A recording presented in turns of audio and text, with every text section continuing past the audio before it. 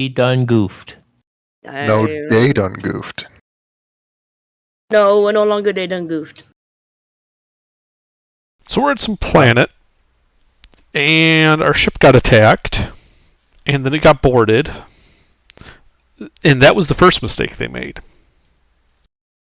After we slaughtered the boarding party, the pirates ran, and then shot us from range because our ship's guns weren't, good. Our escape pod got picked up by some very nice Imperial customs officers, paid our customs duties, and landed on the planet, whose name I never bothered to write down. Right. The name of the planet that you are on is Dalang. Daalang. Right, so we're in Da Nang. We're back in Da Nang? Yeah, you're back in Da Nang, Vietnam. Back when I was in Da Nang, Nam! It's funny, the climate here is actually not dissimilar from Vietnam. How do you spell Da Nang? Alright, so we landed on Dalang, and... Dalang. I indulged myself in the local, festivities. I made use of local facilities, and had myself a very nice rest. That he did. What did he do? I got, the most expensive room at the casino, and then hired a couple of prostitutes for the night. Wait, so we're in a town now? Yes. It's more like a small city, but you're in civilization. Did we take what did we take from... Who has what that we took from the ship? So you found some money, and you took a bunch of medical equipment, which you then sold. Okay, how much did we all get? Did we all split it? I kept track of my money. I told you guys last time how much to add. If you weren't here, you weren't factored into the equation and weren't given anything. That's not fair. But okay, decisions in gold are distributed and made by people who show up. I was there. I just had to leave. You did also find something else on the ship, but you did not bring it with you. At least not physically. Yeah, we found... I was getting to that. We found a carburized guy. Oh, cool. But we couldn't bring him with us, so we just downloaded the data, smashed it, and then ran. And we eventually found out that, it was part of the delivery to Nar Shindala, with a tracking number of 2446, etc. to a Sparara. Yeah, I posted that in chat. I can give it to you again if you need it. Yeah. If you could. Medical supplies. And then also that there's a 30k credit bounty on the pirate that shot us.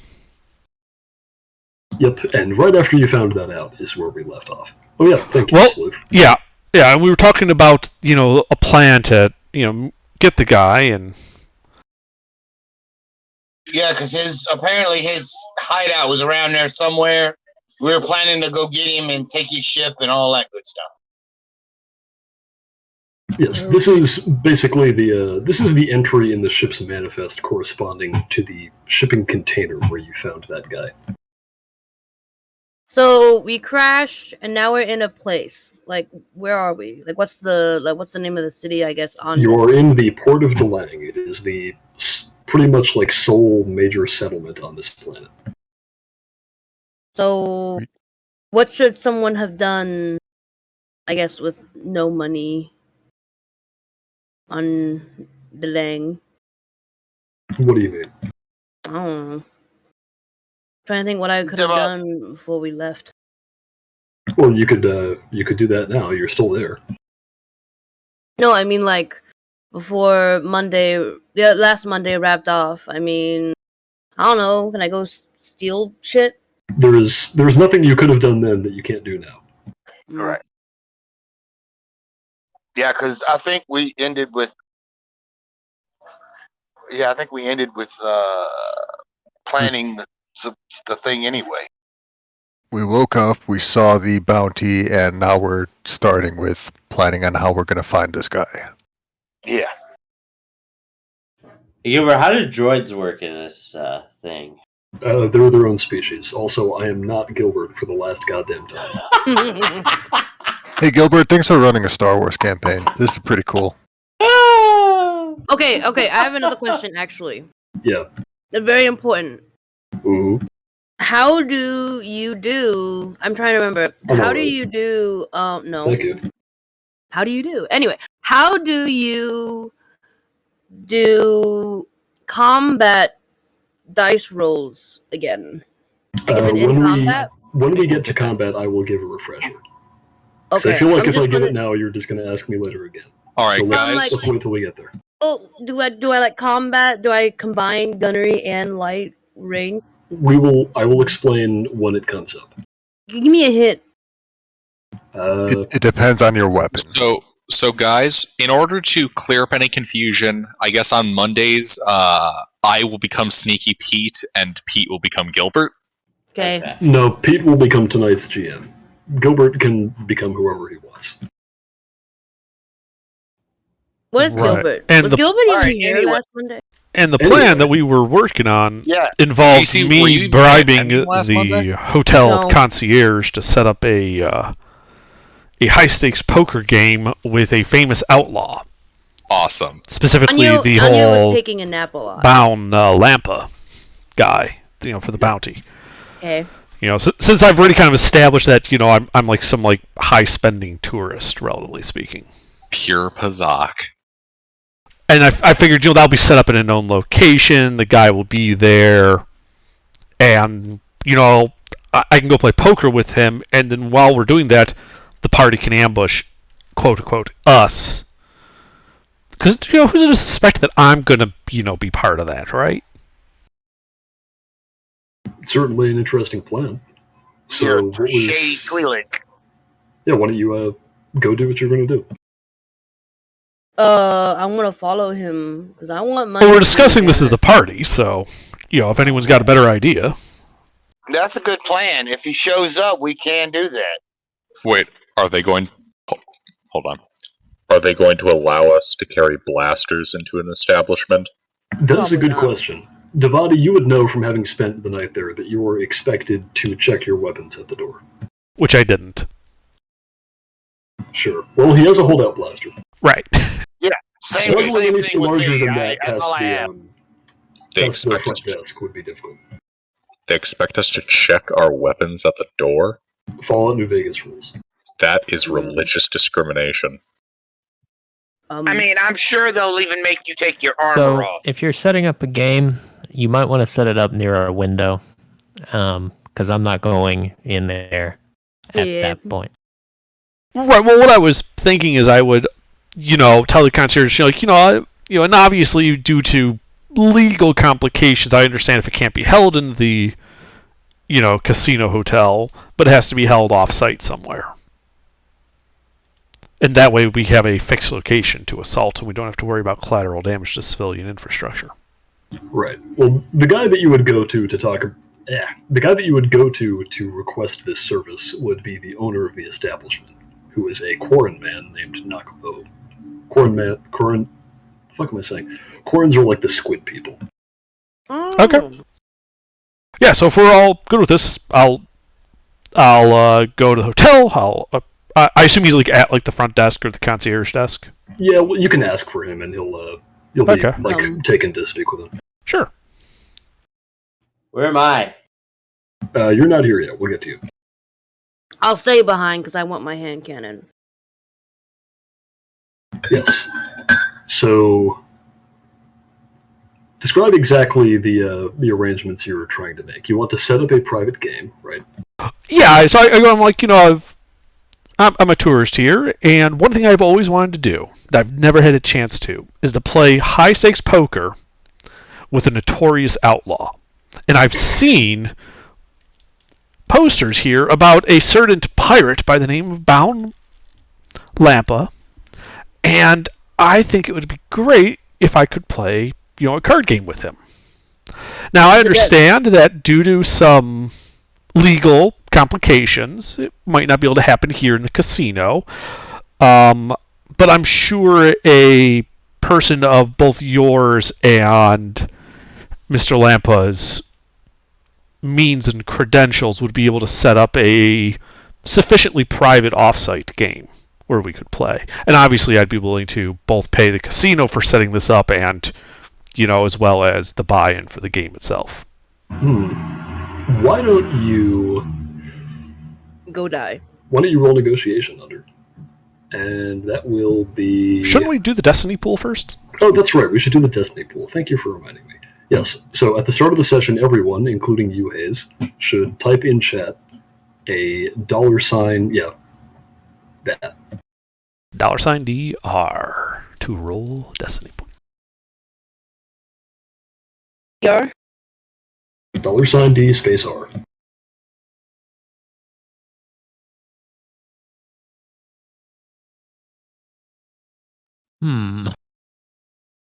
It's going to be a very dark session.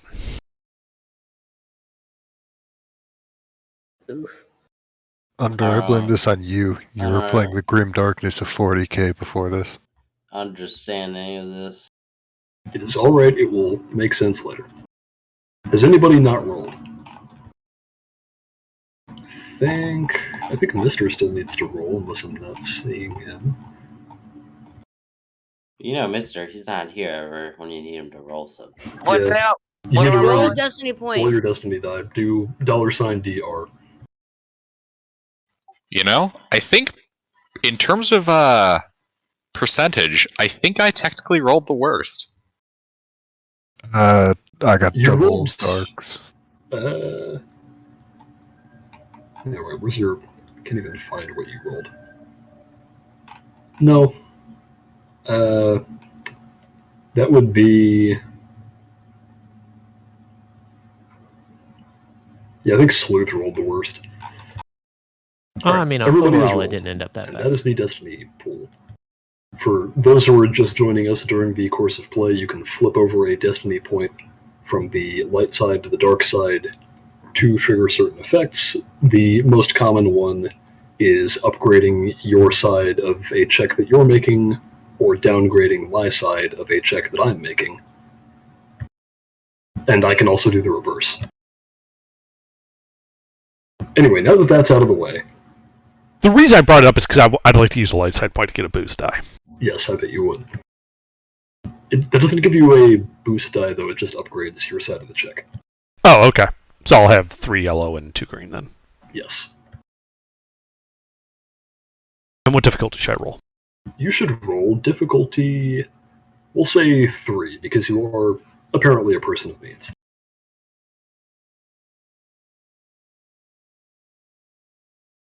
Oh yeah, that's going to do it.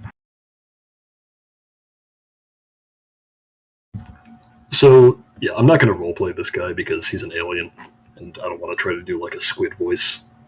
Hold on, I'm pretty Really sure I fun. have a. Well, it would be like, Yeah, he says some shit like that. Anyway, with a roll that good, yes, you are able to convince him not only to set up a game, but to set up a game off-site. And however, he does warn you that because Ben Ulampa is a wanted man, he may not be willing to appear, shall we say. But that he could maybe be encouraged to come out if you were able to get other people who are like locally well known to join in on the game. okay. You also get the sense that this is the kind of service that this guy is like used to providing. All right. And so, I say, all right, well, what kind of figure would help entice this man to appear for the game? And when you ask that, he would point you in the direction of a sort of local, low-level crime boss by the name of Koro, with a Q. Okay.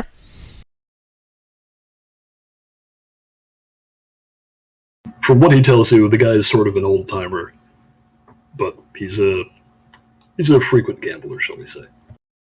Right. And he gives me, like, the contact info, like his Comlink card or something.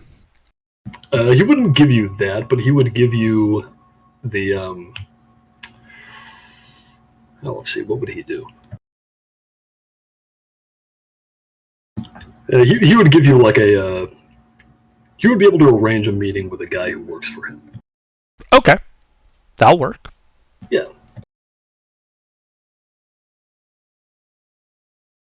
So before we handle that, what are the rest of you up to?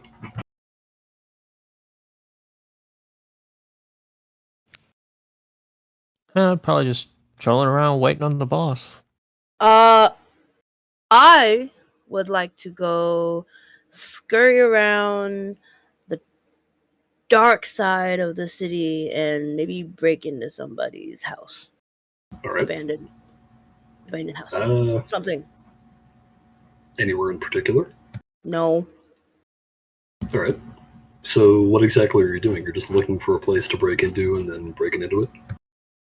A place like to break into that maybe sleep in if no one's home. Oh, well, I mean, if you need a place to sleep, you can just rent a room somewhere. You should have some money. No. You don't have any money? No. Yeah, well then that's certainly an option. Let me see.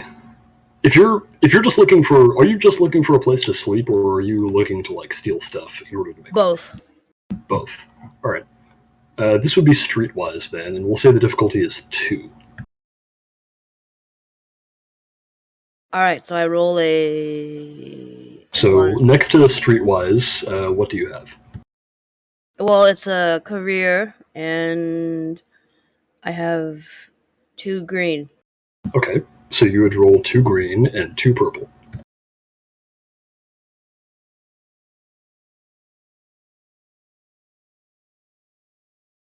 Yeah, so you sort of go like looking around, but you can't really get a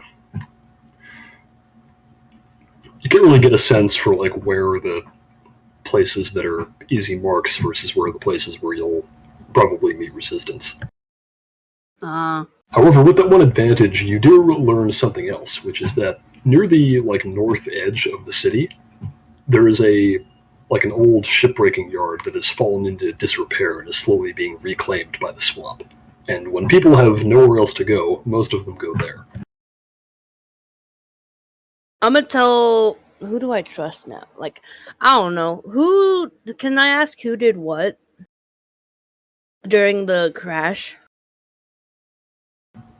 Could you be more specific? Like, well, the first session was to try to figure out who should be my friends and foes. I don't like the doctor because I rarely saw him. He was in the med bay. I don't like being told does what not care. to do, so I don't like Brenks. You could. Brenks, Well, Daviti. Wait, what? Well, Brex would be the one you could tell shit to, and he would get it done. Though he is the Mandalorian. When the fuck? When the fuck did I start ordering people around? I changed my words and I said Daviti instead. If you were listening.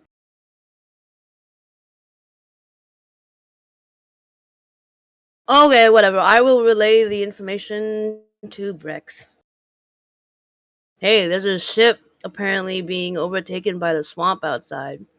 It's not just one ship, it's like lots of Many old ships. wrecked ships that have been like scuttled for parts.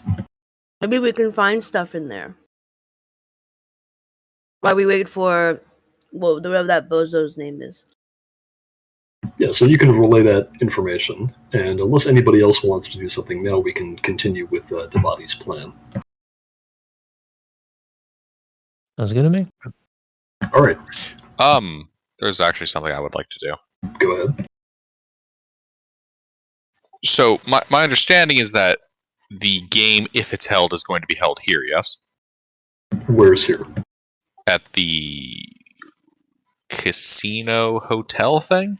So that is No. that is not your understanding. That would normally be the way it's done. However, Devati, with a very good roll, might I add, was able to convince the proprietor of the casino to hold it somewhere else, in a more secure location. Do we We know can where have that our location guns. is? You're about to find out. And as I'm walking to this meeting, I would be on the comm link, letting Brenks and the other party members know. Because I figure we've got like a party line open. I think I'll stay with the politician.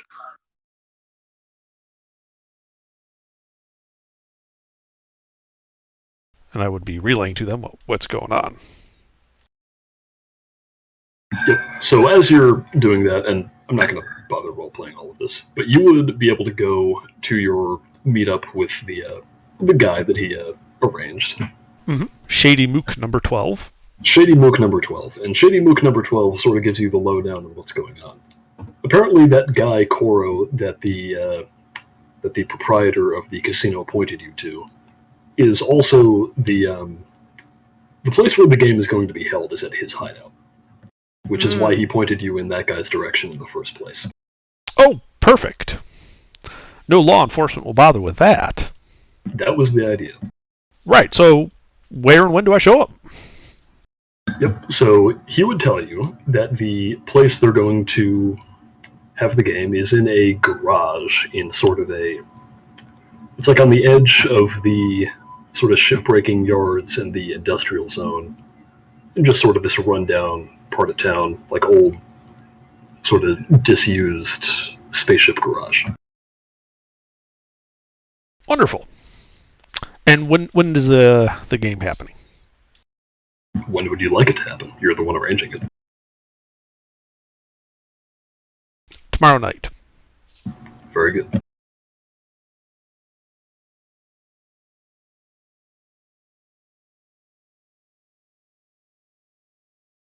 And so the game is set for tomorrow night. You know where it's going to be held.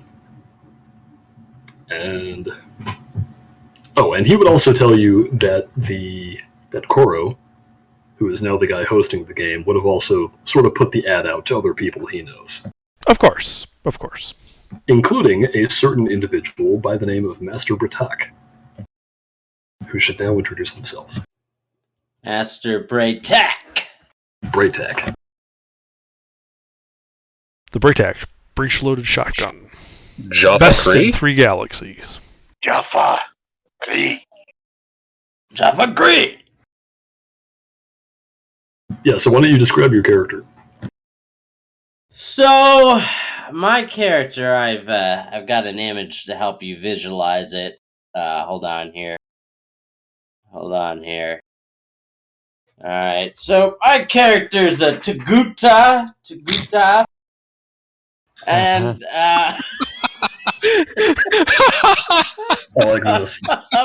so, I put a lot of effort in that. So I can tell. he's wearing, like a gray-colored armor clothing.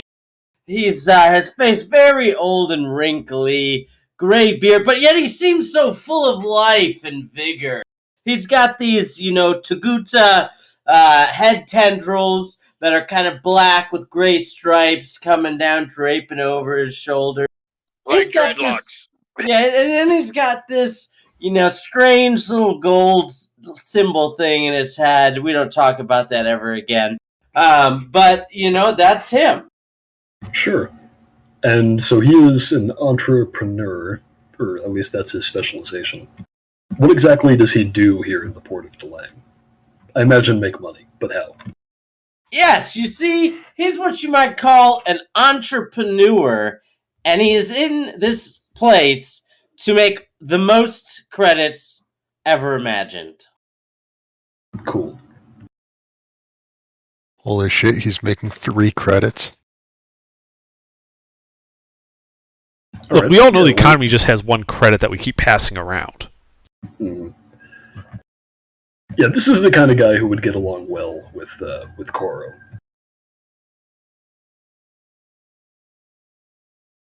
A Yeah, totally so- legitimate businessman. A totally legitimate businessman. Now, I don't believe Bratek took any ranks in Knowledge Underworld, so perhaps you could have some sort of arrangement where, like, you're sort of like the financial brains, and then he's the guy who knows a guy.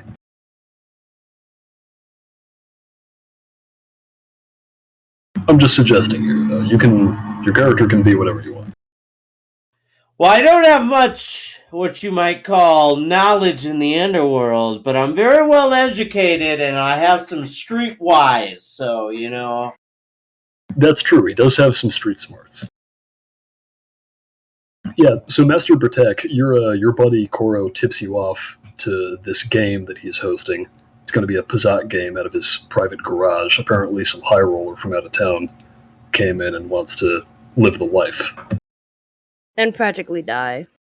Yes, yes. He doesn't say that part. Sounds exciting.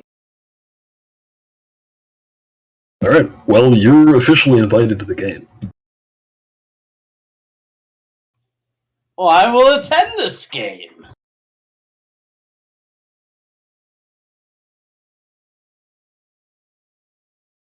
Well, then I will go back to the casino hotel and spend the rest of the day carousing very visibly. Thus, any spies that Koro or Baun are watching me from don't see me, doing recon on the joint. Instead, I'll use the comlink to relay to Brenks and company where the game's going to be going down, and that they should probably go recon the place and plan their assault, because it's happening tomorrow night. They have like a day and a half to get ready. I think we should be very stealthy because they're probably anticipating something like this. Pete, this area. This area. This is the kind of place where underworld scum would likely, retreat to, right? Yeah. Well, I mean, a lot of this city is sort of like that. Well, hold on. Which place are you talking about? The shipbreaking yard. Yes. You think that? Yeah, you think that would be the kind of place? I mean, like most of the homeless population who aren't just hanging out in the city proper go there because, like, there's lots of places to find shelter. Aside from that, if you're like running or hiding from people, that would be a good place to seek refuge. You think? In order to double down on having a cover as a Mando, is there a bounty board or bounty office in this area? Yeah. Yeah, they're publicly posted, in fact. That's how you found out about the bounty on Banu Lampa. Alright. Yeah. I guess Brinks, I'd suggest that the rest of our away team maybe does this as well, is going to head there and, pick up a bounty that seems like it might, or the profile would seem to match that the individual might flee to that kind of area. You mean the disused shipbreaking yard? Right. Might I just note that if bounty hunters are seen sniffing around the location where this game is going to happen, the game is not going to happen. I should clarify, if you're going to the shipbreaking yard, that is not where the game is happening. Okay, that's fine then. The game is happening in the port proper. If you were to go to the shipbreaking yard, that's a different place. Okay. Well, yeah, sorry for any confusion. I sort of flubbed the description of that. Yeah, my apologies. I thought the game was happening in that area, so I'm like, all right, I'll pick up a bounty, find that person, and use that as a way to also do recon. Combine scouting, business, and pleasure. It's too much heat in that spot. But that's okay, it doesn't matter. No. The place where the game is happening is, like I said, it's a garage, and it's sort of near the spaceport, but in like a very old and run-down part of the spaceport where not many people go. That is a different area than the overgrown shipbreaking yard. Alright. In that case, Brinks is gonna, head out over in that area and start, mental mapping the alleyways, getting a feel for the area. Alright. What is everyone else doing before we handle that? Well, I have a very good stealth, so I could probably check out the garage and get closer. Yeah, so being good at stealth, in addition to just making you good at hiding the regular way, would also make you good at, not arousing suspicion while you're doing this. However, the scouting itself would be streetwise.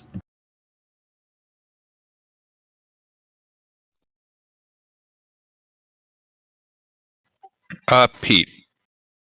Mm-hmm. Bit of a question. Would it fall under knowledge warfare in order to kind of coordinate party sweeping of this area so that how should I put this? Leveraging my own presence as a Mandalorian and the kind of vibe that gives off, so that anyone who might see that and tries to move away would be spotted moving away by the more covert party members. So, if I understand you correctly, what you're trying to do is sort of analyze the geometry of these streets and then use that to direct people a certain way. Is that? Well, I think Almost like a ferreting out prey as if you were hunting. Basically, a person that doesn't want to be caught by a bounty hunter is likely to avoid a Mandalorian purely on reputation. Yeah. And so I get what you're trying to do, but that's a little too abstract. That would still be streetwise. all right, still works. What do I do with Streetwise just to look around? Just to look around. Well, what are you looking around for? I don't know anything. Like, Right, well, if you don't look for anything, you won't find anything. I don't know, like maybe some odd jobs here and there. Someone need like someone to shove a dildo up someone's ass. What? Well, if you're looking for employment, there is a pretty major chemical processing industry in the port of Delang, so you could just sign up to work in a chemical plant. No. All right. Well, I want something like here now. I can do it easily. Well, there is bounty hunting. There's currently a man worth 30,000 credits on the loose. No, why are you gonna do that? All right. Well, making Do I have to sign up for that? making really fast money is not easy. Damn. Okay. Like I can't use my vigilance to like my streetwise plus my vigilance to find anything. I mean, if you want to you could try hustling people. Nah. All right, let's go. Let's time skip and do this thing. All right. So, what exactly are we doing? I believe I'm recounting the area. All right, hold on. I think Thomas was going to say something. Can I try and find a spot to hide so that way, when the game is happening, I'm already in position and ready to ambush? Well, what kind of place would you be looking for exactly? I mean, Well, before you can even really look for a place, you have to know what the place looks like first, and you haven't done your recon yet. All right. Who's going to be doing the main part of the recon? Oh my goodness. Sounds like it's me. So, for the sake of keeping this simple, the recon is going to be led by one person. They are going to roll streetwise to do the recon, and then they are going to roll stealth to avoid being detected. And other people could assist them, though. And other people can assist them. However, it has to be the same person. Well, Okay, it I'll sounds help. like we want to be covert. I'll We help. don't want me doing that. I have 3 green in streetwise, but I got a yellow, 3 green, and a blue in stealth. Alright, I'm doing the recon. Screw it. What do I do for purple? Anything? Well,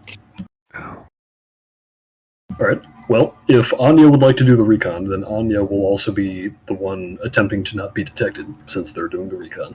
What's the purple? Let me think.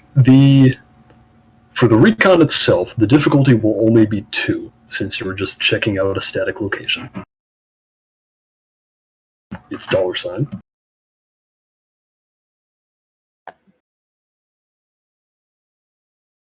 Yeah, so... What's that mean? What I So do? you failed, but you only failed just barely. Oh. Let me think. That should still get you something because you did do the recon. So yeah, you go and actually check this place out, and Well, can Aiden help me? Since he's helping me? he could have helped you, but you already rolled. Oh. Mm-hmm. also, when you volunteered, I thought you had good stats. I do. Yeah. I But have I- at least 2. I told you mine, and it was like greater. So when you pretty said baseline. Oh. All right. But yeah, so you check out this garage, and the place is pretty standard. You don't notice like any obvious hiding places, vantage points, back entrances, or anything like that. Well, wait a minute. There's 2 of us. Even if I do it, he should be able to do it too. He'd just be able to find maybe more stuff than I can. The Two way that people would have making worked one is by effort. one of you helping the other. However, because you already rolled, it's already over. Okay. So you check the place out, you know where it is, you are familiar with the area, but you don't find anything that would immediately help you in some way. However, now you have to roll stealth to avoid being detected. And before you do, I would recommend accepting help from someone. Help me. how does help work? I'm glad you asked. It can work in 2 ways. There is skilled assistance and unskilled assistance. The way skilled assistance works is that the person making the check uses, so don't roll anything yet, the person making the check uses their characteristic, but the person helping applies their skill ranks. So, let's see, stealth is... Mine is 4 green. Yours is 4 green, so that means you don't have any ranks in it, but you're very agile. And then how many ranks do, Aiden, are you helping her? Yeah, I got 1 rank. Okay, he has 1 rank in stealth. So that I'll means... use him. Yes, so I if he also help, have a stalker talent. what does that do? Add a boost per rank of stalker to all stealth and coordination checks. I think that's only meant to apply to you, but because you're helping her, we'll say it can help her too. You're helping her not get noticed. So yes, you would roll 1 yellow, 3 green, and 1 blue against 4 purple. 1 yellow, 2 green, and a blue. I would recommend using a destiny point on this. Okay, let me use a destiny point. What do I do now? Alright. We'll tick off the destiny point first. What's it? Oh, okay. Thank you. Okay, so now the roll would be 2 yellow, 2 green, 1 blue, and 4 purple. 2 blue 1 blue. and 4 purple. Here, let me type it in chat. Well, you're going a little too fast after the 2 green. You would type that after your $R. Okay. How much did I suck? Still determining that. Okay, so you succeed. However, you generate 1 threat. So succeeding means that you successfully evade detection. But But the threat... I will hold on to that until later. okay, I'm mad. It's only 1 threat, it's not like a huge deal. No, it's not that. I'm just mad about other things. I feel spoiled and stupid. Alright, well, the recon is done. And unless anybody would like to have done anything else during the day, I think that will be the end of the first day. So, yeah, that would be the end of the first day. Sounds okay to me. Okay, so now you all have to find shelter for the night, so you should pay whatever your lifestyle cost is. Mhm. I'm sure if Anya needs a place to stay, someone can provide it for her. Nah. Alright, well, you can choose to pay nothing. I'll just sleep in a I corner. mean, she is the pilot, so yeah. I'll just sleep in a corner. I don't care. Just gonna go sleep in an alleyway, or Yeah. Alright, Anya sleeps in an alley. you want somebody to hold your stuff? I can watch my stuff. Thank you very much. Okay, good luck. Good night. My vigilance will be on cue.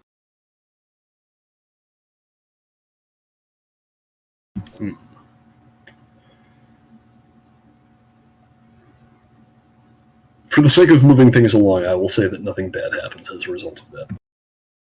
Oh, come on, do it. Let me roll my vigilance. Let me do something. You will have a chance to roll your vigilance, but at a point where it will have more interesting results. Okay. All right, now the second day begins. The game is tonight. Mm-hmm.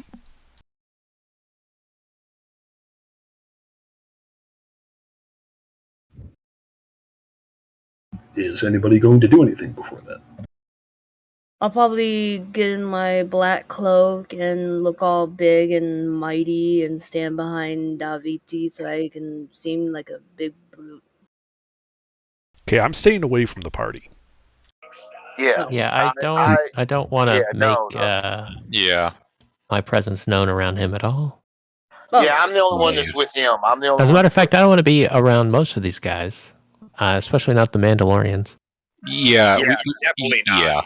Yeah, we definitely, I think, need to split this up a little bit. Probably the people that can pass as normal people, and the people who definitely stick out like a sore thumb. Are you talking about the bird person with that?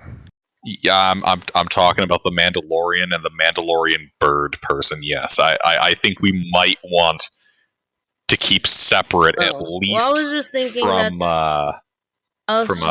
Devati.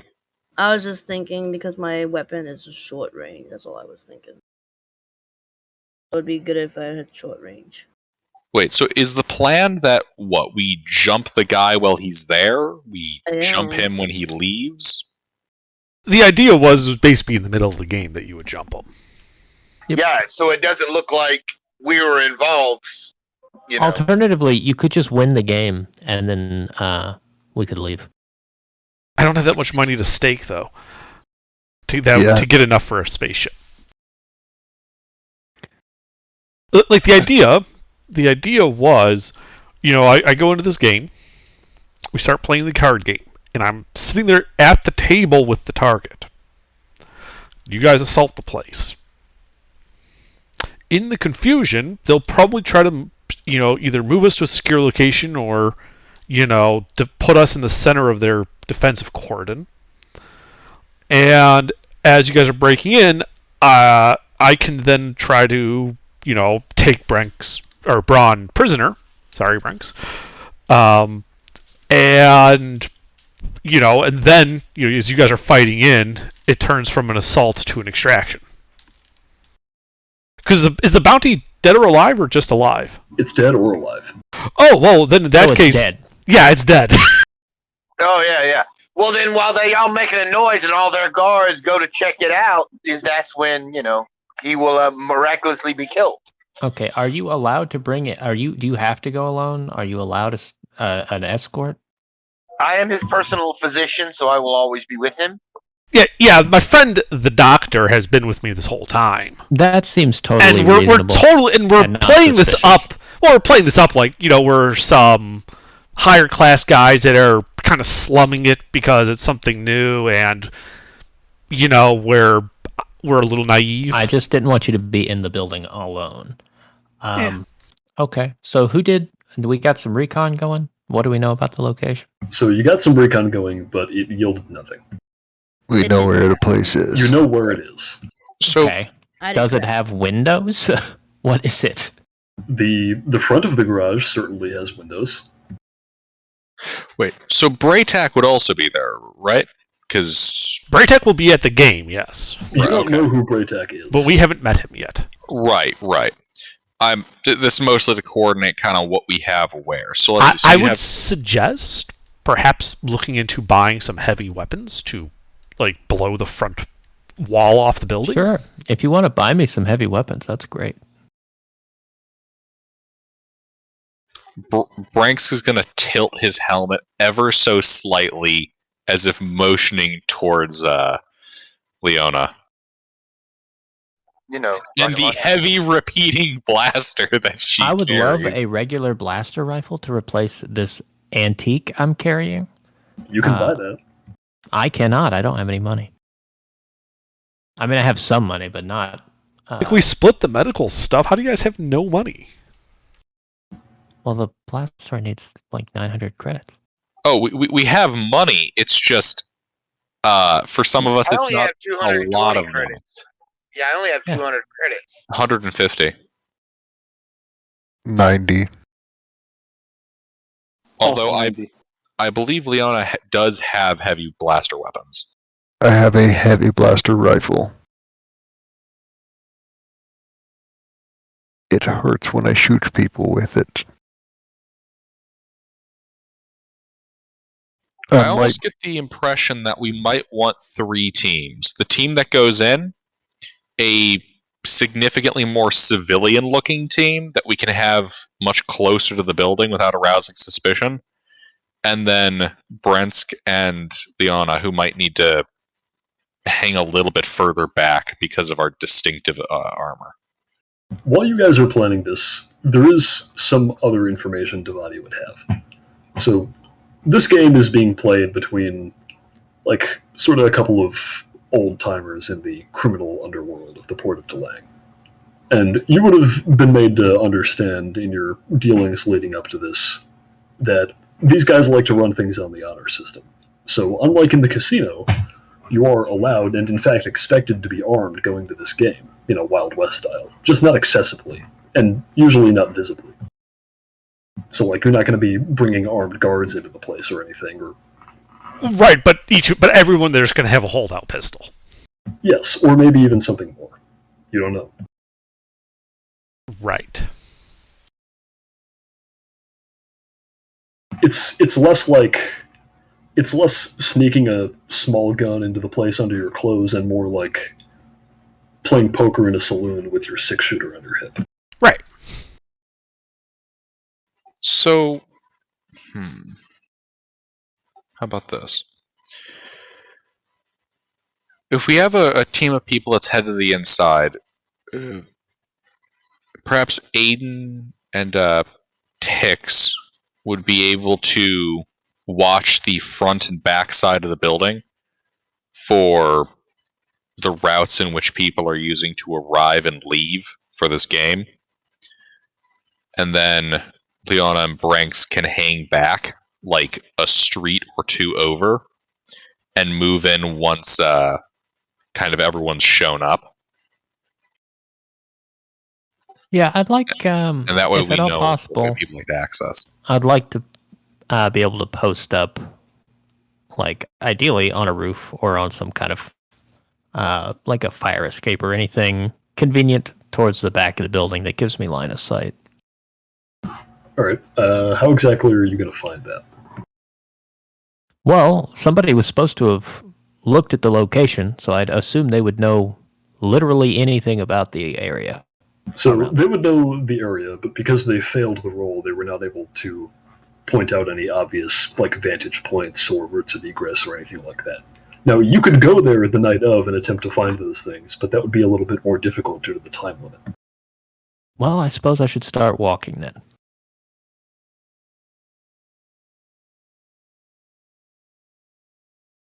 I can go with to help, but it might stick out a little bit more than you'd want. Alright. So, unless you have any further preparations to make, I think we can go into that now. Alright. Fair enough. Alright.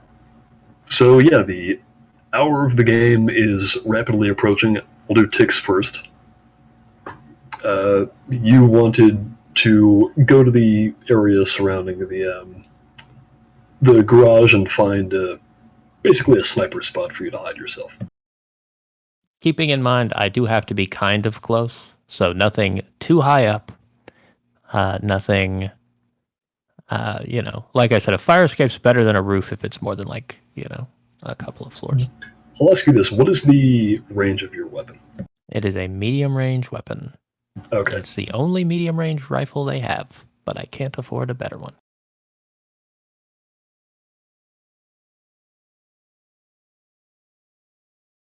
So, here, hold on, I wrote this down somewhere.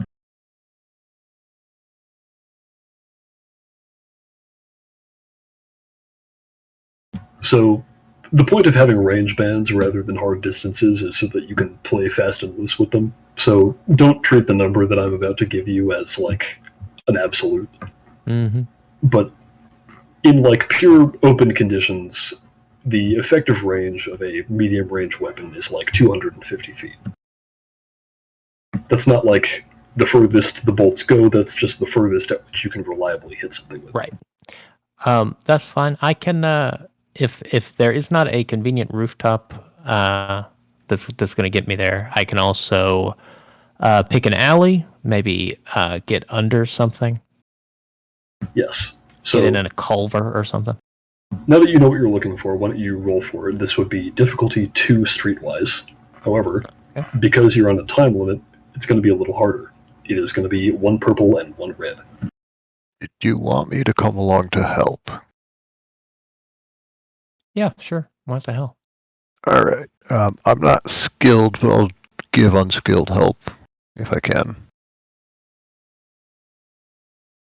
Oh wait, shit, that's the opposite of what I was trying to do. Yeah, D. You want to use D to do a dark side point. You have to do that twice. And then yeah. And then another one. There we go. Okay. So what am I rolling? Green, So, green, purple, red, but I get help. It is streetwise, and the difficulty is 1 purple, 1 red. What does unskilled help give? Unskilled help gives 1 boost die. And that means you're going with him if you want to help. Yeah, I'm good at stealth, so I'll Boost just die be is B? shadowing. Blue. Alright, so because he's the one rolling for this, he also has to roll for the stealth. However, yes, Tix, you succeed. Nice. In fact, you were, with 4 successes and an advantage, you're able to find, you can find like a little sort of disused fire escape in an alley full of garbage. And that gives you a nice vantage point. Let me say this, would you like to be able to see down the street in front of the place, or would you like to be able to see in through the front window? Or would that you is- prefer the back entrance? I think I'm going to cover the back. Okay. So the back just has a big shutter, there's no windows. So with that, you could find the fire escape I just described that will allow you to cover the street. You can see, like, Sounds good. down one end to the other. That sounds very nice. You need a stealth roll?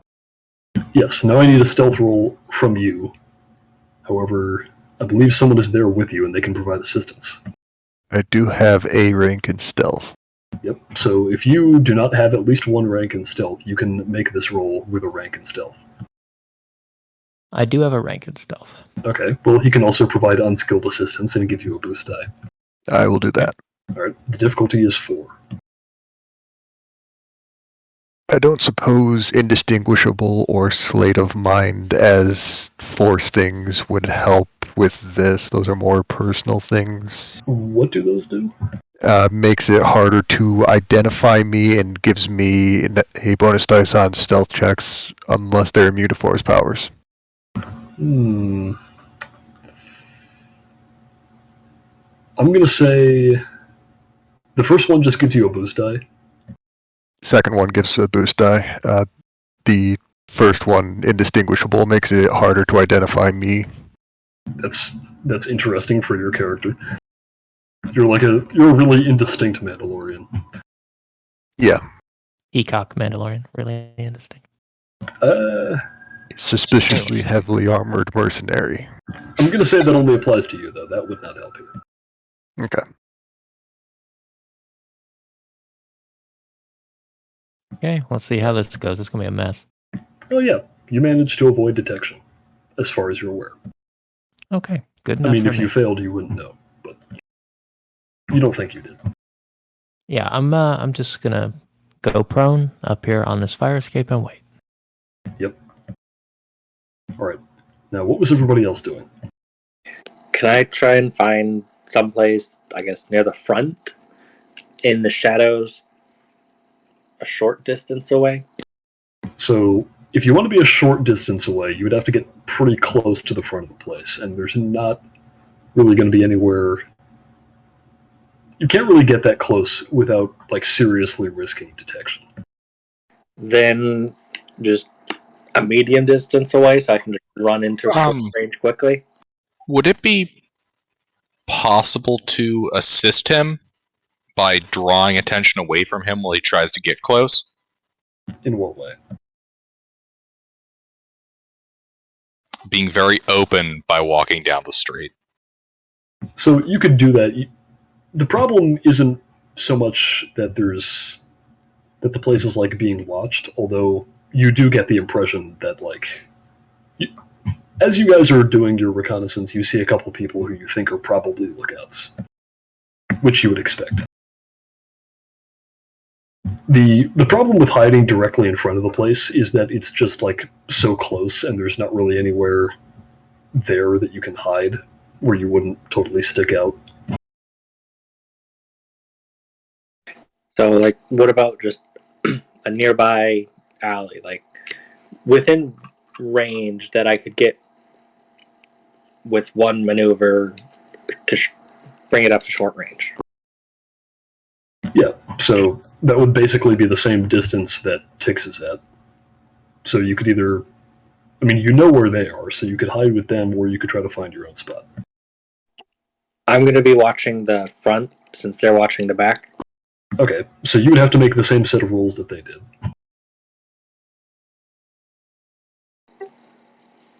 So it was... So the first one is a difficulty 1 purple and 1 red streetwise check.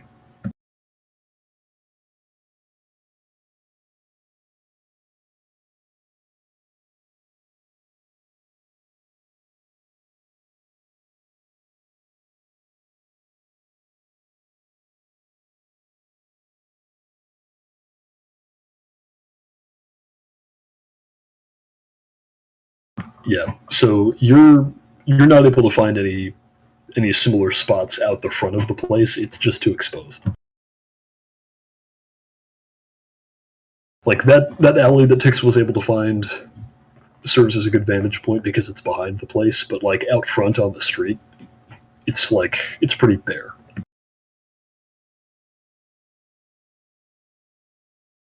So after doing that, you have to roll a difficulty 4 stealth check to avoid being detected.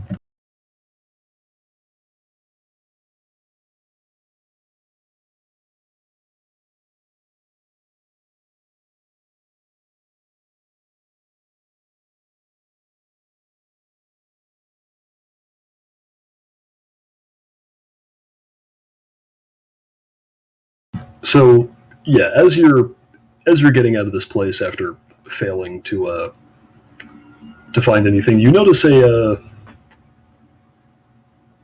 well, he's really just a guy, just like we'll say he's human, because why the fuck not? And yeah, you definitely think that this guy is onto you, and that he sort of noticed you snooping around, but he doesn't make any attempt to follow you after you move away enough. But you were definitely seen.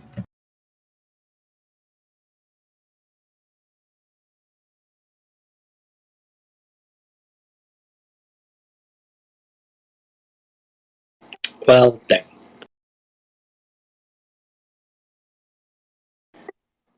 So, can I find a spot 2 maneuvers away that I can hide? Maybe behind some other building? I won't be in direct line of sight, but at least on the comms, I should be able to, tell when stuff is going down and then run over. So, without rolling, there is a pretty sleepy bar, a street or so over, that you think you could comfortably sit at for the night until you get a call. However, from there you wouldn't have a vantage point on the place. Yeah, but I've already been seen, and I don't want to risk any more. Yep. So, let's see. Gotta look at the range bands here.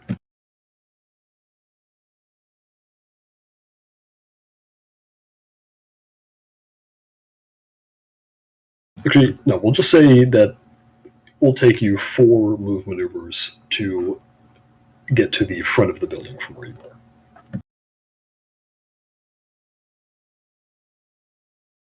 So that's 2 turns of running.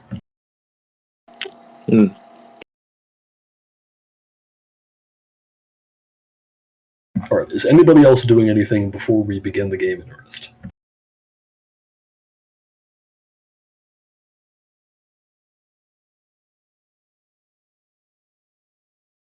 Alright, so where are the rest of you going to be while this goes down?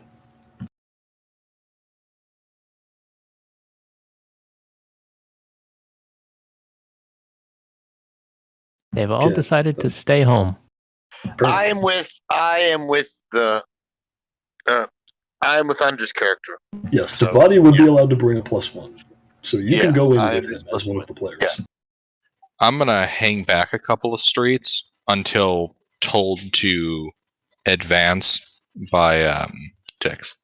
Yes, you can find a similar location at a similar distance to where Aiden is hanging out.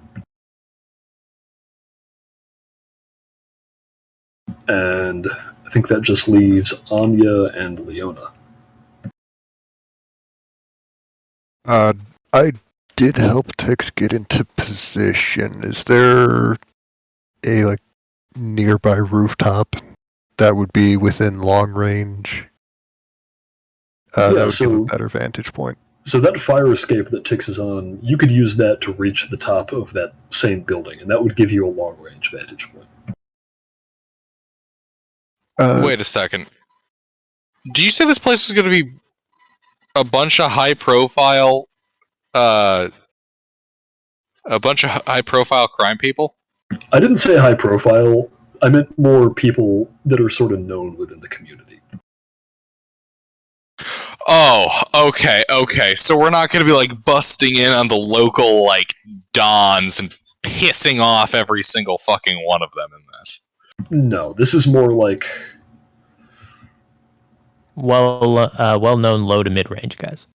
well-known low to mid-range guys, but particularly old guys. It's like Like a this- conciliatory. Yeah, it's not the weekly bridge game between the Dons. This is more like one rich out-of-town guy wants to play Pizak with criminals, and a couple guys decided to, oblige him. Yeah, they're probably gonna cheat like mofos and take all my money, but Yeah, the other thing is that, what they're there among sort of the old guards of, street thugs, doing something like this is how you sort of get into a particular scene the polite way, as opposed to just muscling your way in. Because, for these people, gambling is more than just gambling. It's also a way to network.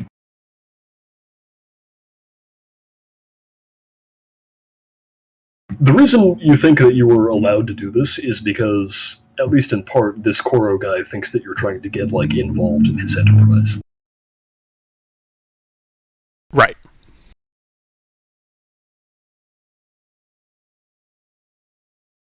So I guess I would have spent the day just, figuring out what Quaro's into. Well, you did carouse, and carousing in this game can get you information. Would you like to do that? Sure. Alright, well, the base cost for carousing is 5 credits. You can spend more if you want. Well, because I'm trying to, appear like the rich guy, I'll spend 10. Sure. Alright, and actually, here, I need to look in the book for this. Oh, and Tix will front you some credits if you want to lose more money gambling. I think I'll be okay. We only need to play one hand, and then you guys can bust in. We don't need a full game of it. Who did you say I was Might be friends easier with? if they're really drunk. You're friends with a guy named Koro, who we can say is sort of your business partner, or more like you're his business partner. He knows people in the area, and you're the guy who's smart with money. And he's not the wanted guy. No, he is not the wanted guy. The wanted guy is Ben Ulampa, who is the guy who attempted to hijack your ship. Not my shit. No, not your ship. But somebody's ship. Alright, God, where the hell is this thing? Well, It's fuck with on- Master Braytag. I have Taco Bell coming via DoorDash. Yeah. Nice. I had Chipotle. Skills, yada yada. Jaffa. Great.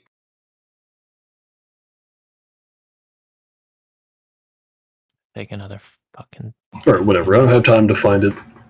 So I'll say. Charm? Actually, let me look at the skill thing. Look at that. Carousing is generally streetwise, but because of the specific venue you're doing and the amount of money you're spending, I will let you use Charm. Okay.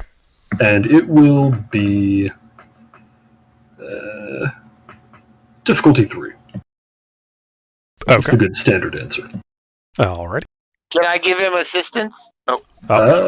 Sorry, I didn't realize you were... Yeah, my bad.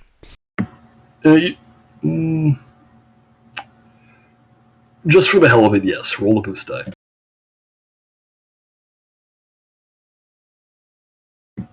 And that is enough. So you generate 1 threat, but you do succeed.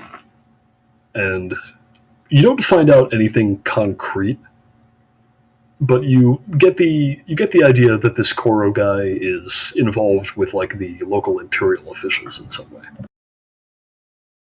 So like smuggling, gun running, that type of thing.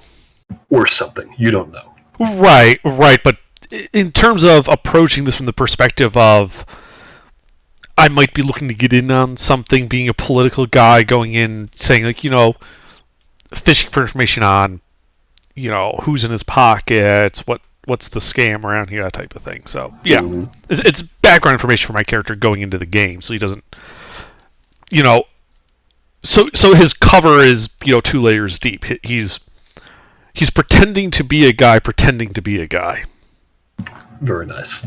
I'm a dude playing a dude, pretending to be another dude. Yeah. He's a politico pretending to be this high stakes gambler who's pretending to be some underworld guy looking to get in on this. Yeah, like 2 cover stories deep. Yeah. Shell neck. As you're doing this, you would also recall a certain Imperial Customs officer who attempted to solicit you for a bribe. I wouldn't say attempted. They succeeded, but yes. Oh, yeah, well, they did do that, but they also... Yeah, well, you remember that part. Yeah. Alright. Anyway, so that's what he's doing. Brinks has their spot. Where is Anya?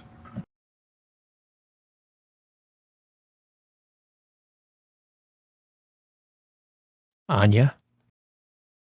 She does not seem to be here. Oh, I'm sorry, I'm here. What's happening? So the game is about to begin. Where is your character? I don't know, I guess far away but close and hidden. Alright, so you can be at the same distance as Brinks and Aiden. Okay. So that means it'll take you 2 rounds of just like running flat out to get there. Okay. When you get the signal. Okay. Alright. So with that out of the way... The go word is beachhead. Okay.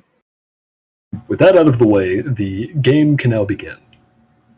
So, let's see, Devati and Tenorok. Yeah, you would meet at the garage at the predetermined time.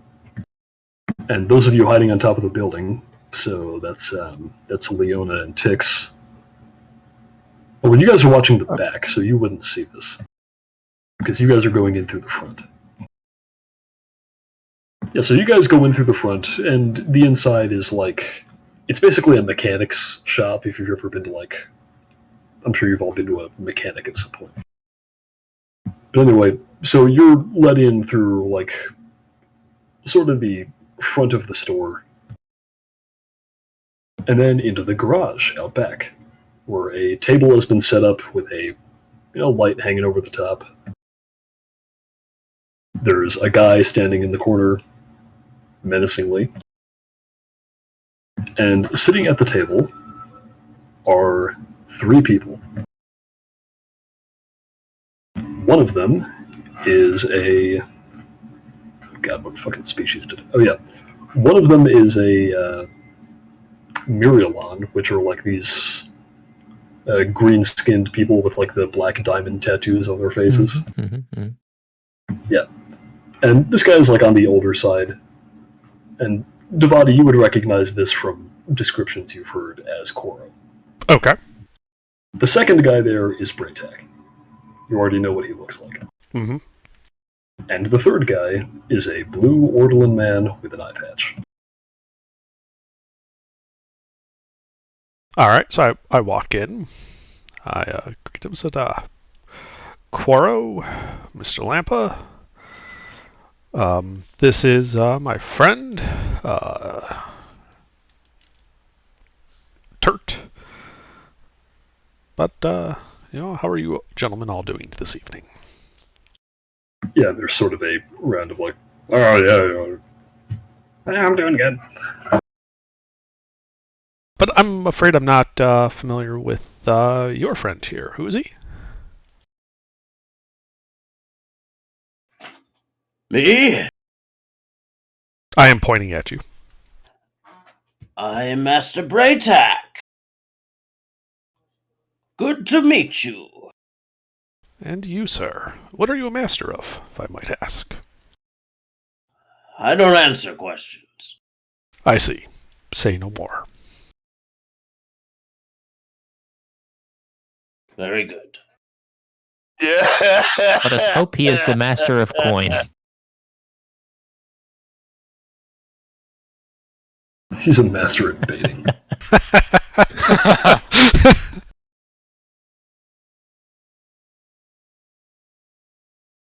All right, yeah. So I sit at the table and I say, well, let's get this game going. I'm excited. All right, let's play. And with that, the guy who was previously standing there doing nothing is going to walk over, and he has like a little briefcase on him, and inside there you can find the makings of whatever you want to make for your Pazak deck. And it's at this point that the game begins being played. Mm-hmm. So I'm thinking like we would end up playing like a round of it first, and then like in the second round is when discussion would be played. So is there like a mechanic for like gambling that we would have to roll, like a skill check? Yeah, so it's going to be skill checks with no difficulty. It'll just be like competitive, depending on exactly how you're trying to play the game. But before we can do that, I need to know how much money you're wagering. So what would be usual here? Like socially speaking, what would be a usual amount? Like obviously this isn't going to be a penny ante thing, but would 100 credits be too small, too large? You think 100 credits would be an appropriate opening pot? Okay, then I would open with 100 credits. All right. So let's see. There's, besides yourself, that would be Devati. Tenorok would also need to in 100. And then you would, as would Braytac. And then you would get 100 from Koro, and then 100 from Bandit Lamp.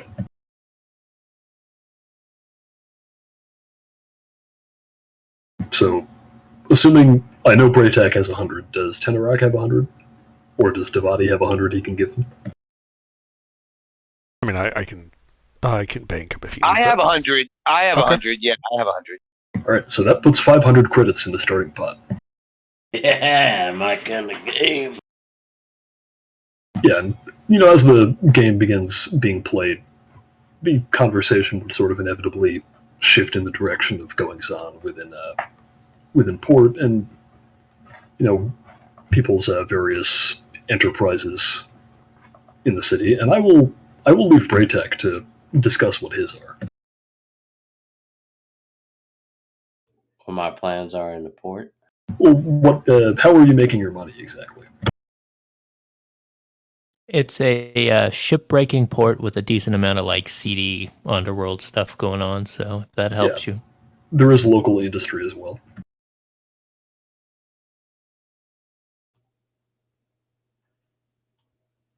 Master Braytac doesn't talk about how he makes his money. Well, I mean, your buddy Koro is sort of shifting the conversation in that direction. You get the sense that like the point of this game was to talk about that. This is a meeting of criminals, and It's we're great. establishing He's probably a. trying to keep his info secret, and they're trying to get it so that they can muscle him out later. Listen, Master Braytac is a man of opportunity, and he comes where the opportunity is. And right now, the opportunity is this game, fellers. I think he might sell self-help courses. They come his with free exact snake oil. his exact source of income is winging it. Yeah, well, after that, it would My sort of food's here. One second. it would sort of pass over to Koro, and he describes a little bit of his. He basically runs an extortion racket with the blessing of some local imperial officials he's paid off. And then after that, it gets to Banu Lampa, and he just sort of says, a little bit of this, a little bit of that. And as he's saying that, he looks sort of very unsure in his seat, and he keeps glancing over at you, Devati, and Tenarok. Well, actually, no, not at Tenarok, just at you, Devati.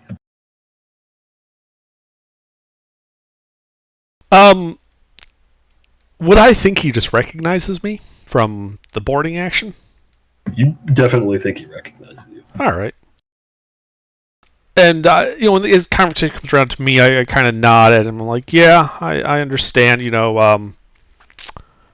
it's kind of what brought me around here was the local customs and, the import exports. I kind of gesture towards Lampo, the hostile acquisitions, of course, but also the chemical industry. Thinking of going into that. Mostly, to supply fuel and whatnot. But some of those byproducts have other uses, and a way to get them off planet, gesturing to Koro and Lampa, is something that's always of interest when you're going into that type of field, which is why I wanted to get to know everybody and make sure we're all, friends, because I'd like to avoid misunderstandings and unnecessary hostilities. Well, I certainly appreciate the gesture. I know a few people I could connect you with. Keep on. I'll say, that's wonderful. I greatly appreciate it, because I'm,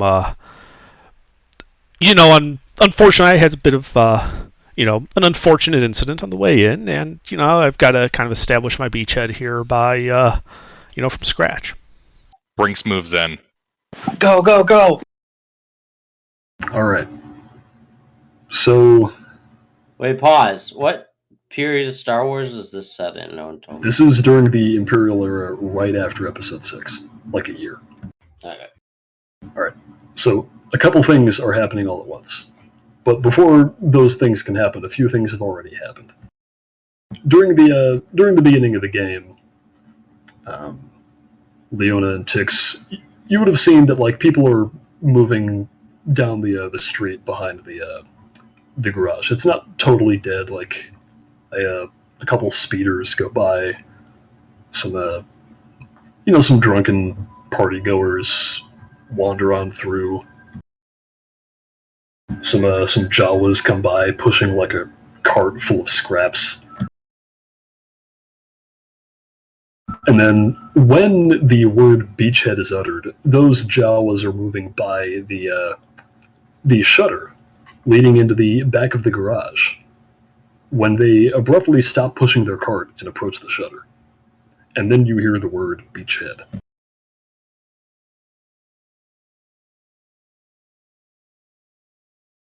Interesting. Drop!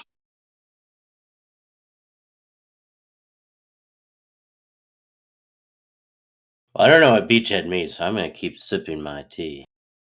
Okay. Well, I worked it in natural conversation, so as not to give away the game by yelling into my mic, beachhead, beachhead, beachhead! He certainly did. That's why I'm sipping my tea. Alright. So you can roll initiative in this game.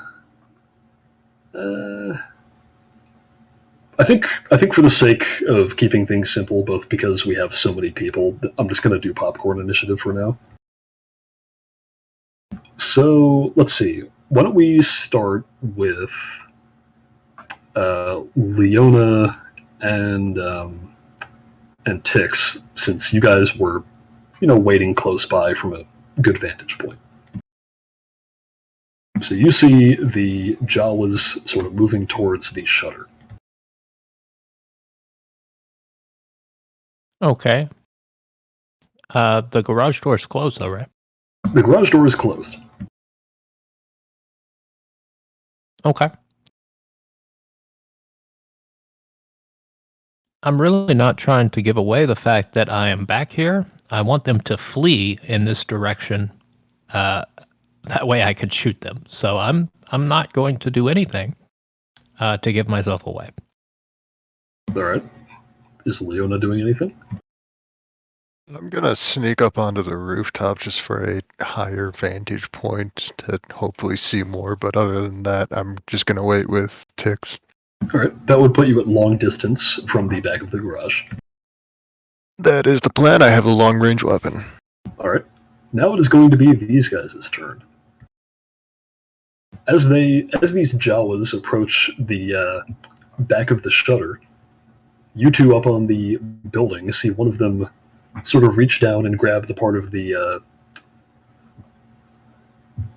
It's like a full-size shutter, but it's the kind that you can lift by hand. It's not like it's not like one that has to be mechanically operated. It's like a store shutter. And you see them reach down for this handle. And as they do so, they produce a blaster and shoot like right at the bottom of the handle where you think a lock might be. And you guys inside the garage would hear this go off. Immediately after it does, the shutter is thrown up, and you see several Jawas standing on the other side. All of them now armed with blasters. Houdini. Houdini. Jaffa Cree! I just kind of mutter towards the guys at the table. These your guys, or... As you say that, one of the Jawas in the middle reaches into his hood, where his like two beady yellow eyes are, and out of that hood he produces a small piece of metal with two like yellow LEDs on it, throws back his hood, and underneath is a blue Ortolan man with an eye patch. And then he looks at you, Devati, and he says, well, this is certainly interesting. Wait, are these guys identical looking? Bond, the guy at the table and this guy? Now that you can see both of them at once, they are not identical looking. They're both wearing eye patches. However, the guy you've been playing Pazak with, he's sort of a little pudgier around the face. He doesn't look quite as surly as this guy who just showed up here.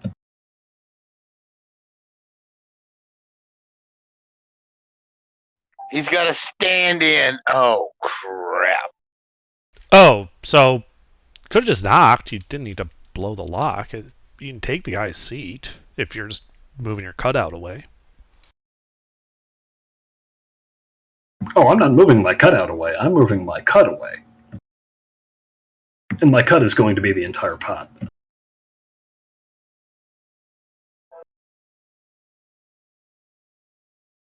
I see. I think not. And then I shoot him. Yep. Hold out blasters. Alright, so it's your turn. You can do that. Okay. So So the difficulty for short range is just 1 purple. Okay, that's good. However, because this is Banu Lampa you're shooting, actually, let me get the thing out.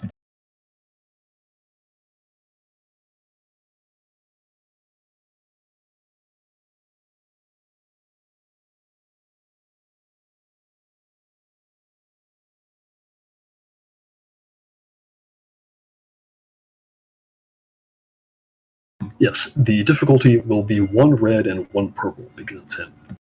Okay.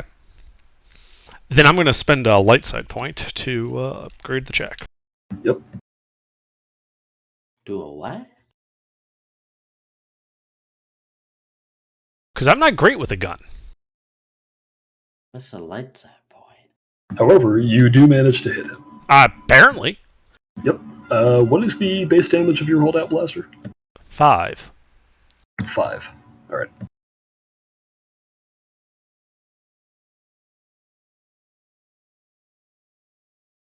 How do you make sense of those numbers? And then let's see, generated 1 threat. So let me determine how I'm going to spend that. Hayes, if you look at the second message from the dice bot, it has a simplified version. If you hover over the symbol, it'll tell you if it's a success, failure, threat, advantage, trigger. The important ones are success means you succeed at what you're trying to do. Advantage and threat, I think, are kind of small good and bad things, and then triumph and Yeah, what's the opposite? we'll get around to it when it gets around to your turn. Yeah. Devati, you suffer 1 strain. What's a strain? Okay. Strain is like your secondary health bar in this game. Question. From this position, would I be able to see... like the garage door's open. Mm. Would I be able to see the position that I know our sniper took position in?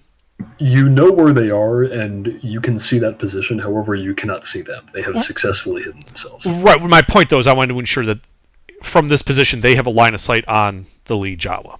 Yes, you know that they do. Right. Well, then in that case, I just, go on the comm link then, and I say, well, kill the lead one. As if I'm talking to people in the room, but it's also open comm. And that's, all I got. That's everything. All right. Well, let's see. The other people in the room. We'll do... how do I keep forgetting this guy's name? We'll do Koro first. He is immediately going to stand up from the table, pull out his blaster, and take his shot.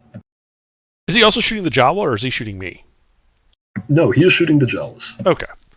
Well, the pirate guy, but...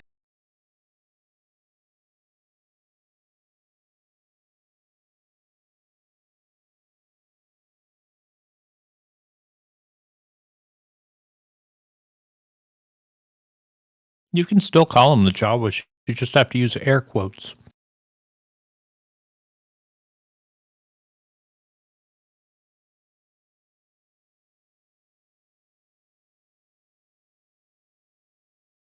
Jawa Let's see, Cree. Yeah.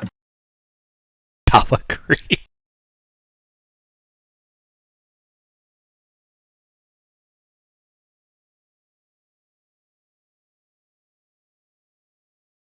Yep. He is going to attempt to shoot that guy. However, his eyesight is not what it used to be.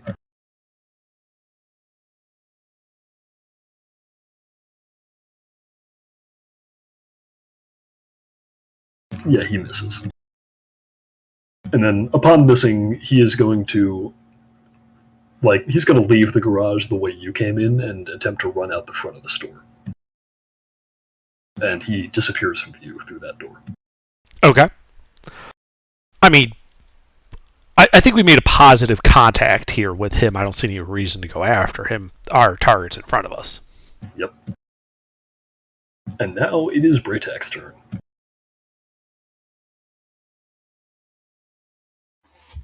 Look at the little Jawa thing, So- and Yep. I call him a Shova. And I spit on the floor, and I shoot the fucker. All right. So to shoot him, what's your ranged light roll? Do you have a staff weapon? Yes, it's a staff. It's actually one of those little ones, the cheap. Is that Nicotel? Yeah. So, what's your question again? So on your character sheet where it says ranged light, there should be some little symbols next to it. Uh-huh. What are they? 3 greens. Okay.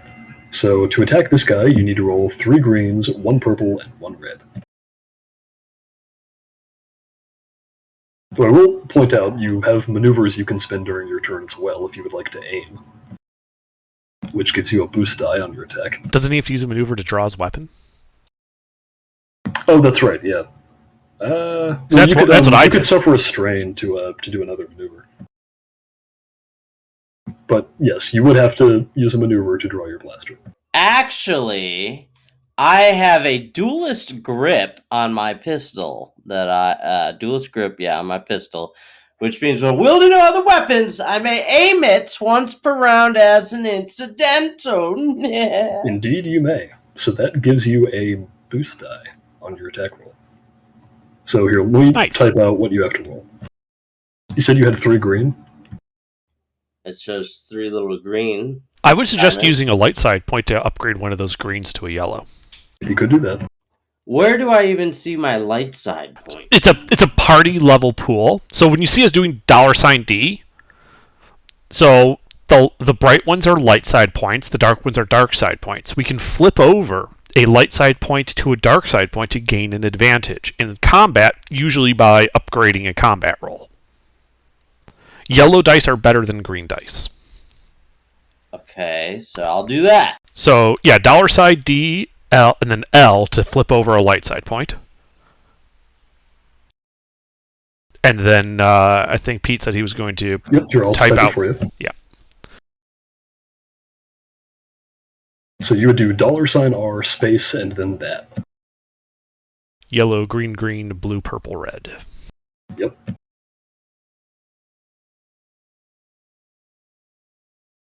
Ooh, unfortunately you still miss. However, you generate 3 advantages. So let's see what you can spend those on.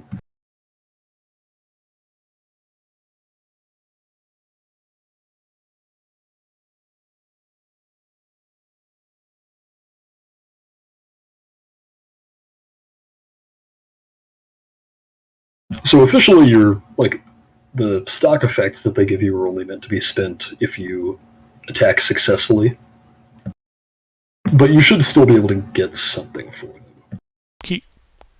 No, he probably doesn't have any strain. Yeah, so what you could do for that doesn't apply because you didn't hit him. Couldn't all of the blaster fire silhouette the bad guy, giving a boost die to the sniper? Yes, so with 2 advantages, you can give a boost die to any allied character's next check. Okay. So if you'd like to do that, you can do that. Sure. Alright, you do that. And I'll let you determine what order you want to go in. So if the sniper wants to go next, he can go next. In the room, don't we have Mr.'s character's Turton coming? He can go next too if he wants. Yeah, I want to shoot too. I got a holdout blaster. Well, it's whoever goes next gets that boost die. We probably want the sniper to take that then. No, wait, I'm sorry. It's any allied character's next check. So that means you get to pick. So you can go to the sniper, and then Mr. can take his turn. Yeah, let's go give it to the sniper. Yes. So take your turn, Mr. You would need a maneuver to draw your blaster.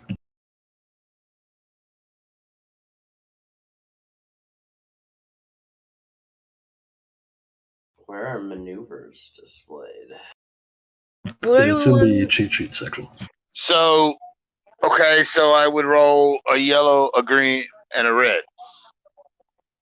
To hit him, what's your ranged light? 1, it's a yellow and a green. Yep, so it would be yellow, green, purple, red. Purple, red. Would anyone like my character to use while I'm not here? Limit 1 character per player. Damn. Yeah, you hit. What's the base damage of your weapon, mister?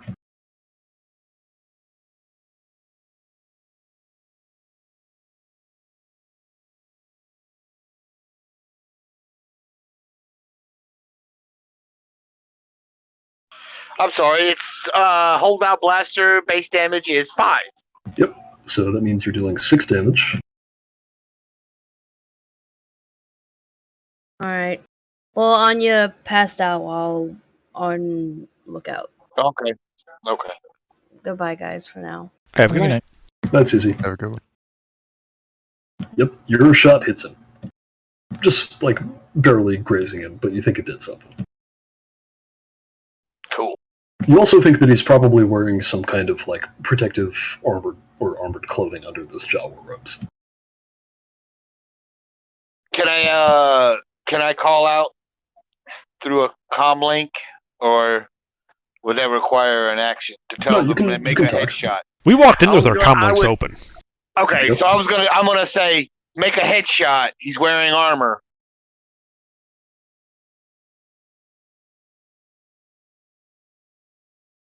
Alright, you say that. Who wants to take their turn next? Sniper? I'll There are start two blasting. snipers. So yeah, Leona. Does being at long range with a long range weapon raise the difficulty No. of the shot? So here, let me look here.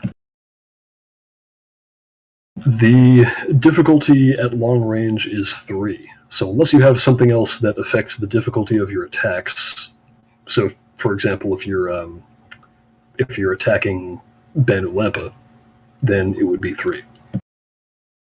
However, if you're attacking Banu Lampa, the difficulty will be 1 red and 2 purple. Or, no, wait, I'm sorry, that's wrong. It will be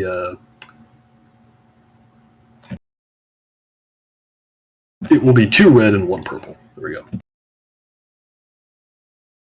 Use the light side. I'll use a light side point, and can I take the 2 strain for 1 maneuver to take the 2 maneuver aim and then shoot? Yes, you can do that. I will do that.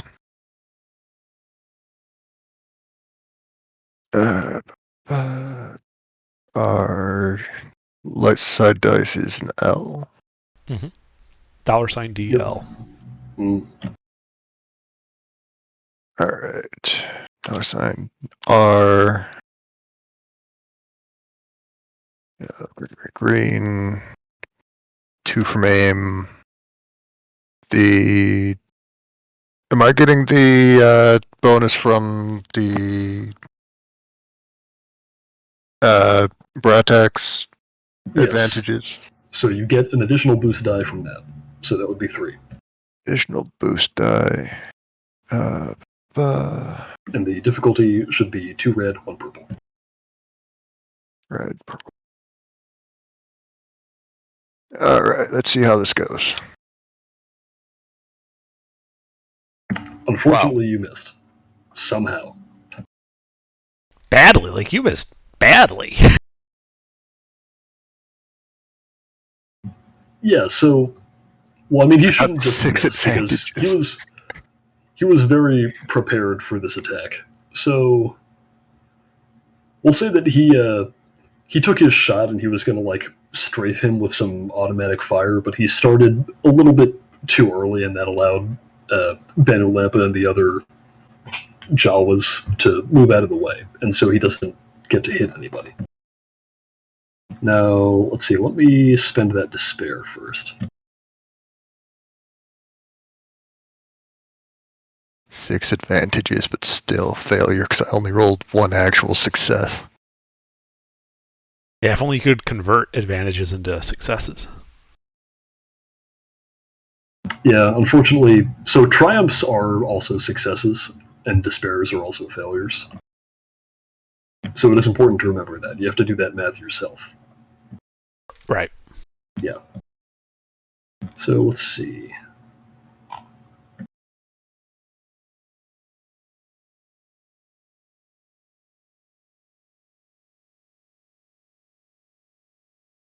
Oh yes, I know what we're doing. All right. So the first despair is going to cause your attack to hit one of the people inside the garage. Normally it would be engaged, but because of the angle, we'll, yeah. So let's see, who should we hit? Yeah, I can't decide.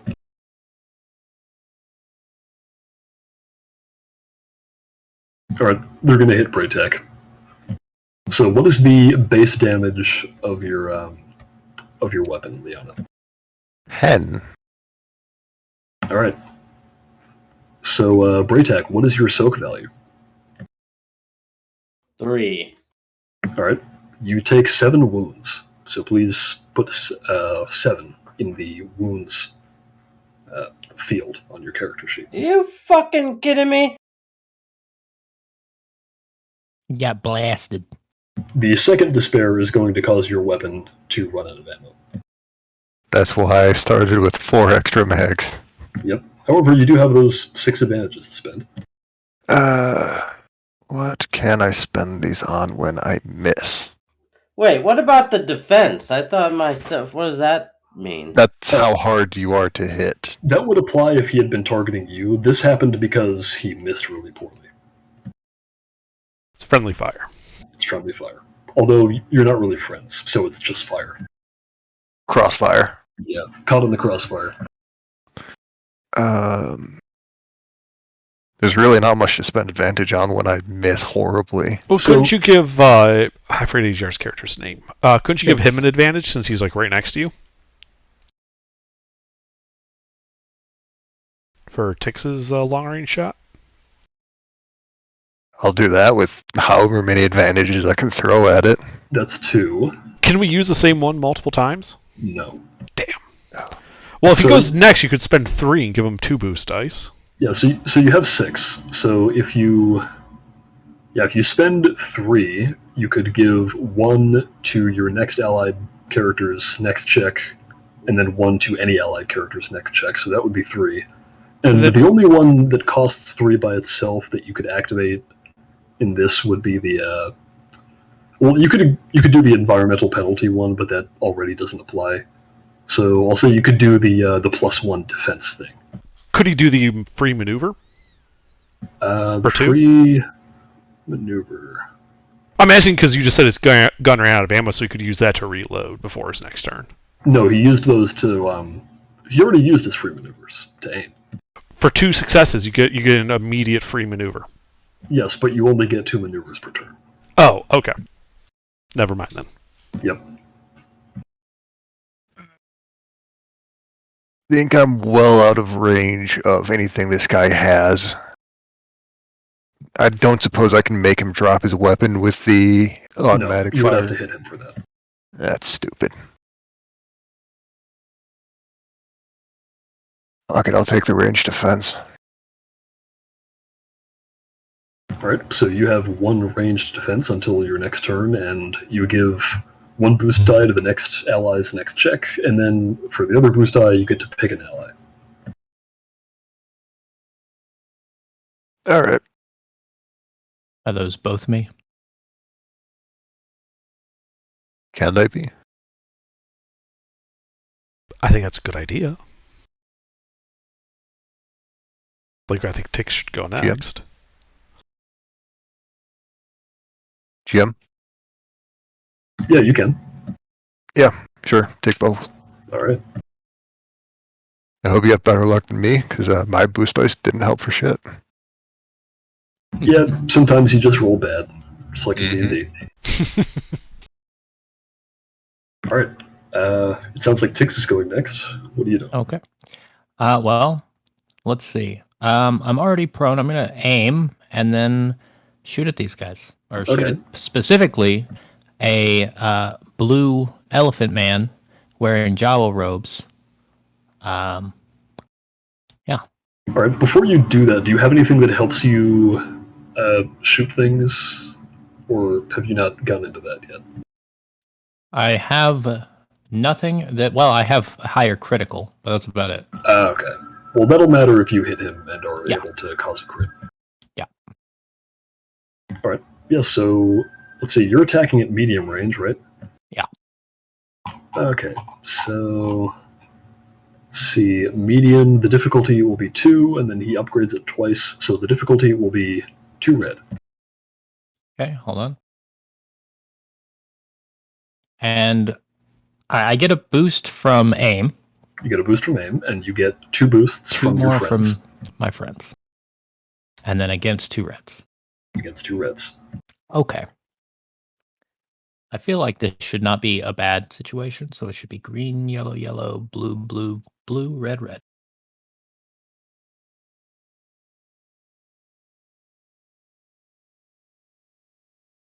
Ooh. Unfortunately, Doesn't- you have also missed. I don't like it. So you have 2 advantages. Where's the Jawa standing in the room? Is he under the garage door?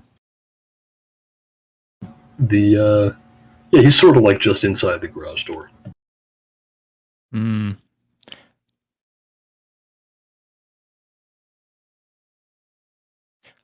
I was just curious on whether if that garage door happened to have taken a stray shot and fell, would it fall on him? So the garage door is like, it's the kind that you can open by hand. Have you ever used one of those where like once you lift it part way up, it like pulls the rest of the way up on a spring? Right.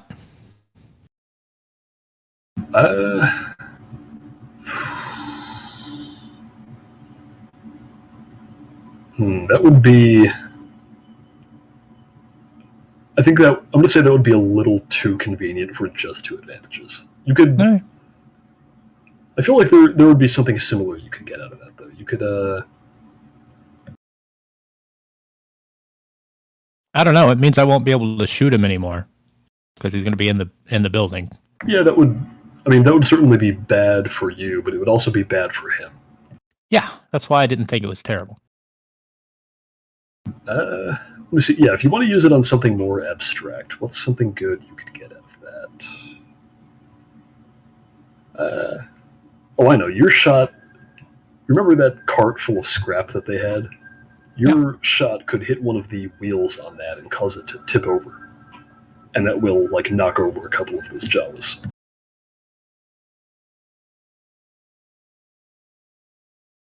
Jawa's on the ground. Yep. Okay. Yeah, so you can do that. From the noises they make when they're knocked over, are they actually Jawas or are they more elephant people? Well, they're not going Houdini, I can tell you that. Alright. They're mostly going, ah! So yeah, they're also space farts. Yep, they're also space farts. And speaking of them, it is going to be their turn now. Because... Wait. When do I acquire my turn? Would you like to go now? I mean, they should be en route.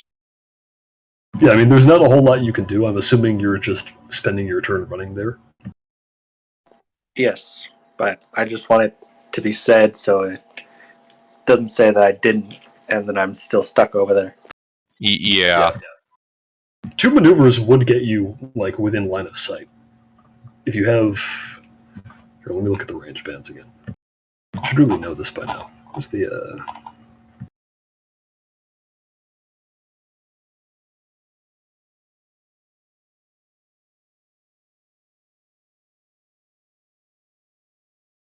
let's see.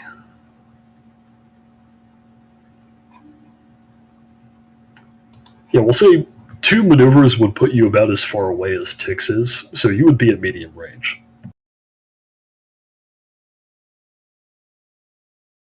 But it takes a maneuver to pull out a gun, and It does take a maneuver to pull out a gun. And I'm guessing you weren't sitting in that bar with your gun out. That would be awkward. Would I have been able to be looming where I was with my gun out? That probably would have caused a disturbance of some kind. Even in a place like this, you don't want to have your weapon drawn all the time. could I have been sitting in a corner and just polishing my flamethrower as an excuse to have it out? So the thing is, you're spending a large part of the evening just sitting in this bar, not really doing anything. I'd probably just occasionally have drinks, not enough to impair me, but be like, yeah, he's spending money. If you're doing that enough to ward off suspicion, then I will say yes. you could have, especially because your weapon might not necessarily be like, I mean, it's definitely a weapon, but like, you could be an exterminator. You know, you're just a. It's a showpiece. Yeah, it's a showpiece. So I will say yes, you can have your weapon out. Yay. Unfortunately, it's short, so I can't fire it. Yep, but that does save you a maneuver.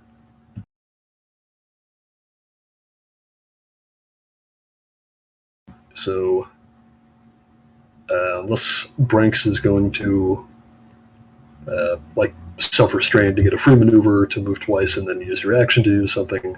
Oh, abso-fucking-lutely. Okay, what are you using your action for? Where is that section on here? I'm looking at the cheat sheet trying to find it. It's the combat section, page 3 of the cheat sheet. Oh shit, page 3. Damn, I was way deeper in. Yep, so the rule is you only get 2 maneuvers per turn. So if you want to get there as quick as possible, you would need to move twice, which means that you can't draw your weapon.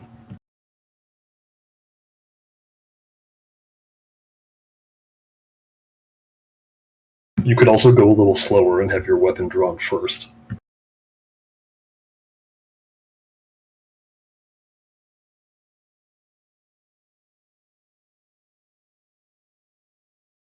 Is that before or after the strain? Is what? If you're using your action to get the second maneuver, I don't think you take strain.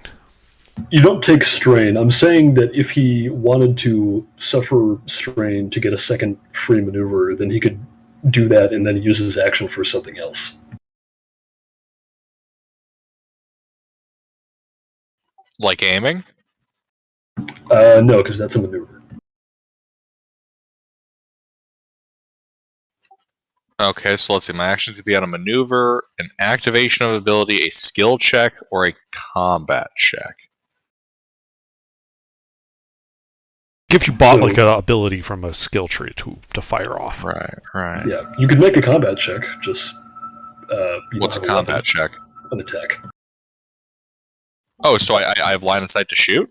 You have line of sight to shoot, but you don't have a weapon in your hand. Use your laser beam eyes. Hold on, I might have a counter to that statement. Give me a second. His gun also has dueling grips. No, not quite. You had LASIK laser eye surgery. Did you put a sling on your weapon? No.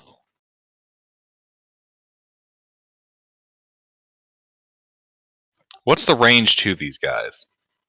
So the range when you come around to the corner is going to be medium, because it puts you about as far away as Tix is. The problem is if you don't spend 2 maneuvers, that will not allow you to clear the corner.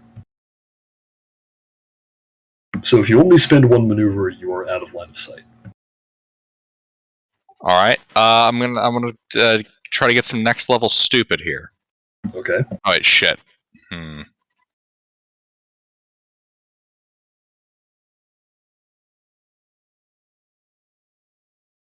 No, never mind. I can't use the grappling hook in that regard. So I guess I'll show up with no gun.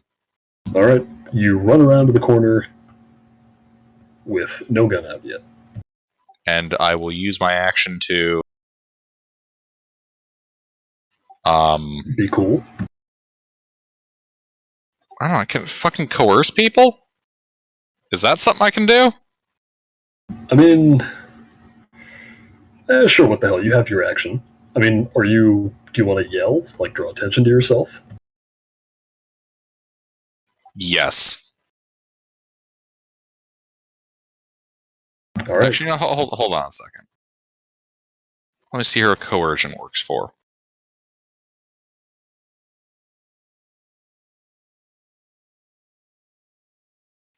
Where the fuck is that section? Which section? The stuff that tells me what skills are, like the types of things a skill covers. Oh, that's in the book. That's not in the cheat sheet. Really? Yeah. No, skill guide right here. Oh yeah, it's at the very last page. Or, like, no, right before the very last page. Yeah, so let's see, skill guide, coercion...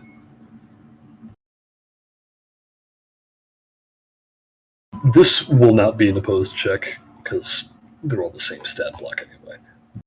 You could inflict strain on them. You can inflict strain on them. Yes, I would like to shatter their morale. Alright. Yeah, so roll coercion with no difficulty, and then I will make my roll. Coercion with no difficulty. Yes. However, you need to downgrade your part of the check once because you don't have a weapon.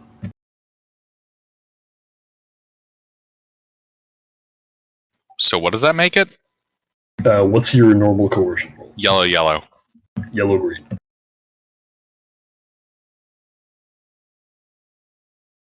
Alright, respectable. Cool, an advantage.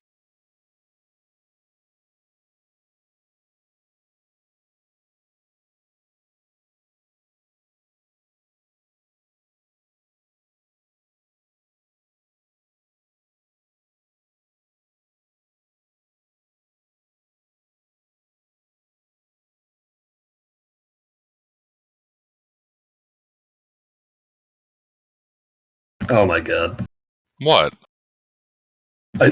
So they have one willpower, and they don't get vigilance as a skill, so their roll is just a green die.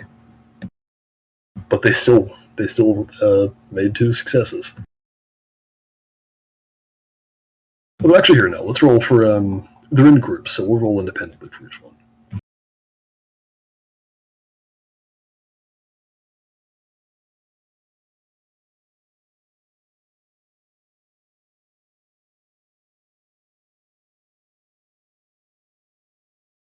Yeah, that's more like it. Yeah, so you are able to scare 2 of them. So these guys are effectively in groups of 3, is how I'm handling them for combat. There are, aside from Banu Lampa, there are 9 of these Jawas, quote-unquote, in groups of 3.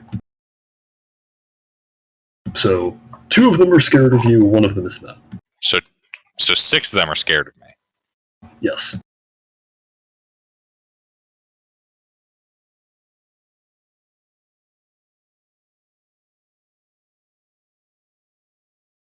All right. Now you only generated 1 advantage, so that doesn't get you anything. However, they are scared.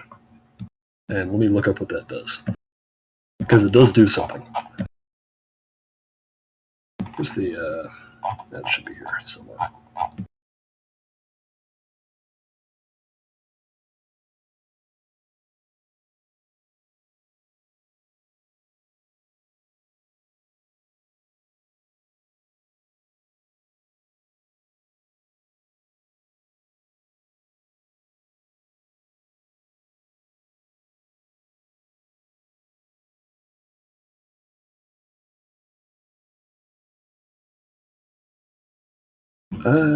Is this really not? Where's the? Or is this one of the things that's like more complicated?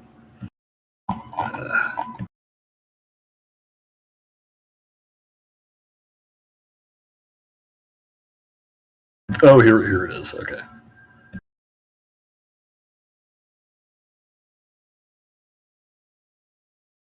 Oh, they don't. Oh, here it is. Okay, here we go. So let's see. Yeah, if we compare these guys, they got nothing. So for them, that is effectively 1 failure and 1 threat. So, yep. So the 2 groups that failed add 1 setback to all checks for the rest of the encounter, and they also suffer 1 strain. And because they're minions, they just take damage.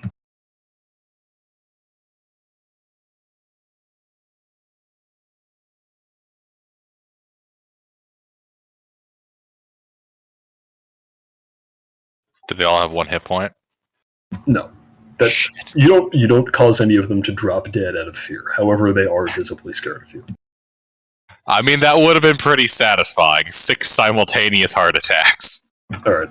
Well, it's good that you did that, because now it is going to be their turn. The first group was the one who opened the shutter, and we're going to say that was their turn, and Banu Lampa already took his turn.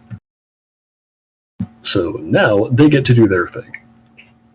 One of those groups, after seeing multiple people shoot from behind them and miss, are going to turn around, and they will, before they can shoot, they have to know exactly where either of these two people are. And it's at this point that, let's see, how would they do this?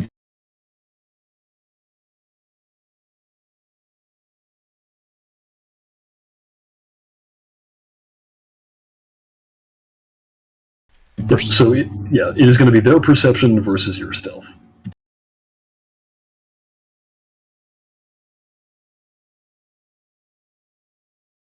So, they can only... Yeah, so let's have Leona and Tix both roll stealth with no difficulty. Are they immune to force powers? What force power do you want to use? Slate of mind. I get a bonus dice if they're not immune to force powers. On perception? Yeah, so add your bonus dice. Yeah. Or on stealth, yes. Ah, God damn it, wrong pot.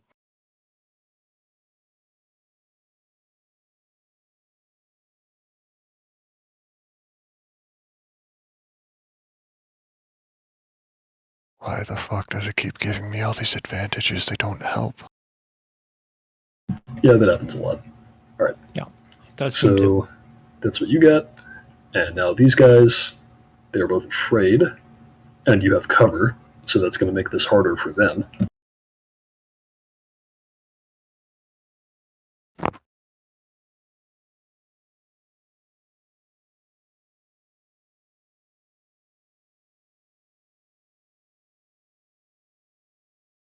Yep, they don't find anything.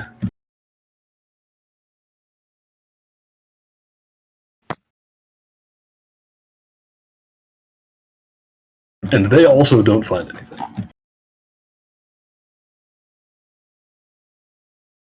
Yeah, so they're not able to ascertain the location of either of their assailants. So, let's see, they are going to...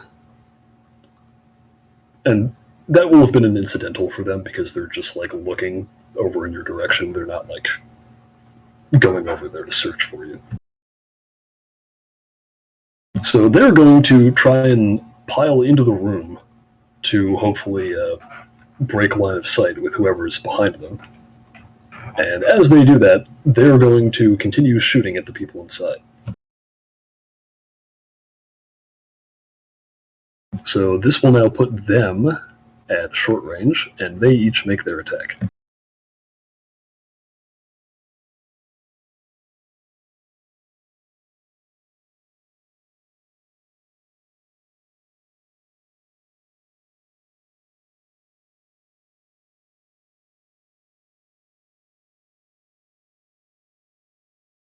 But they still have that setback die, right?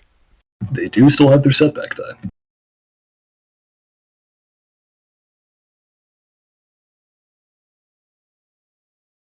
Ooh, that's not good. Alright. So, well, actually, I probably should have specified who this was against first. Although I don't think either of you have any, like, defense or anything like that. So, we'll say this first one was against you, Devati. Okay. Alright, so let's see, that is 3 successes, counting the triumph. Or, oh no, it counts that for you. That's interesting. Okay, so we don't have to do that ourselves. Good. Yeah, so that's 2 successes, and...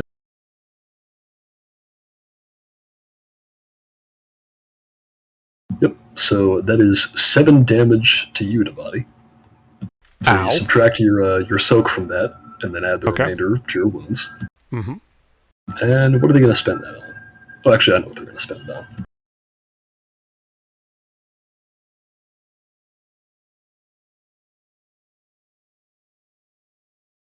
Let's see what that is on the table.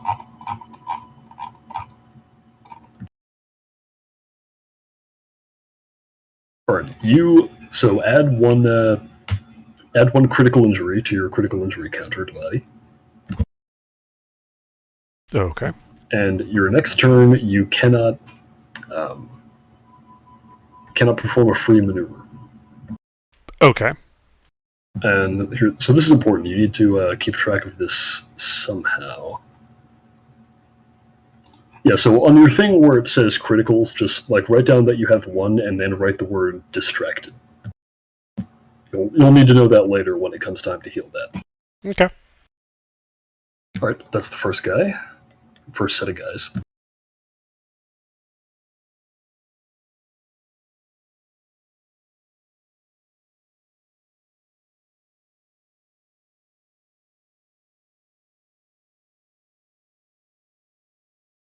And the second set of guys misses. However, they are...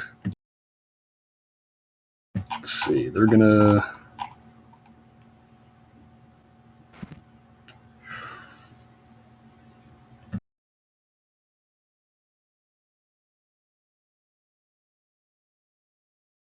What are they gonna do?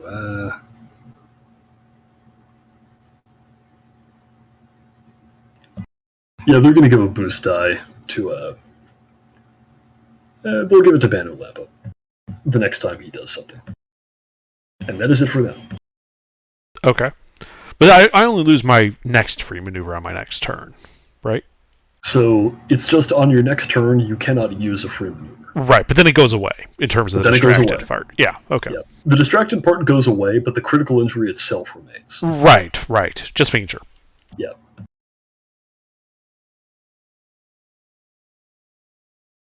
Yeah, so we'll say it's your turn now, because I think that was where we started, or thereabouts. Okay.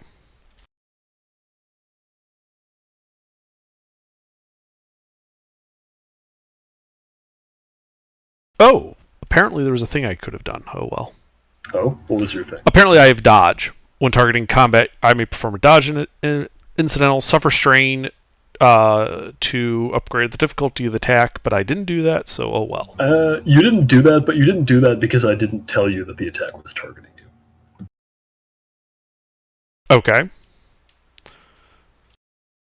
Yeah, but there's like no way to redo that fairly, so we'll just ignore it. No, for now. there isn't, so I will award you a destiny point as recompense. Okay.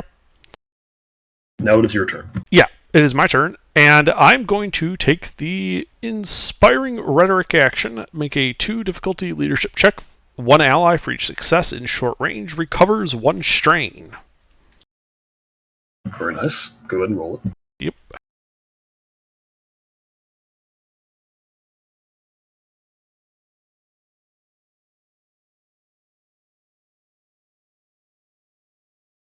Awesome. So, me, Turt, and Braytek, we all recover 1 strain. Yep. And can I apply it for 1 to recover 1 additional strain? 1 ally for each success, spend advantage. So I have an extra success because there's only 3 of us there. Right. Does anybody in that range have a second strain I can recover them with that third or fourth one? Let me read this here. I don't have any strain. Oh. Yeah, he hasn't suffered any strain, unfortunately. What was that? What the fuck was that, Hayes? Jesus, Hayes, remove your mic from your asshole, please. And the robot as well, please. Hello? Hey, that's better. That's better. Yep. So you can target up to 4 allies. Unfortunately, one of them does not benefit from it. I don't have any I don't strain either. suppose you can reach me. He cannot reach you. You are not within short range. Well, I didn't realize that. Oh well. Well, I healed my strain then. It's still good. Yep. Alright, that was your action, and you don't get a free maneuver. So unless you want to suffer strain... I don't think I do. Okay. Then... Let's see. It's been a while since Banu Lampo has gone, so now he is going to go. At the start of his turn, he is going to... and he sort of jumps a little bit when all of that other shit that happened happens. Like, you shot at him, and some people shot at him from behind, and he did get hit a few times, but it all seemed to have been absorbed by his armor. So for his maneuver, he is going to move all the way into the garage, and he sort of moves off to one side. So now he can't be seen from outside anymore. And he's still pointing his blaster at Unibody. And now he's going to start talking, despite all of the shooting that's been done at him. And he's going to say, "Look, I can make this real simple, okay? Just tell me where the package is, and this can all be over."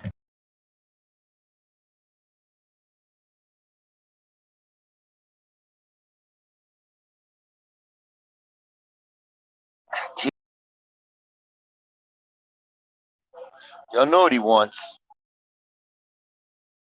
Well, we're not stupid enough to bring it here. Why don't you surrender, and we can discuss things like civilized people. Surrender? Why would I surrender? I'm winning. Because you're pinned down and we're about to level the block.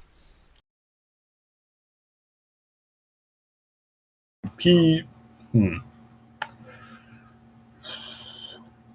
Mandalorians haven't arrived yet. He has not seen any Mandalorians.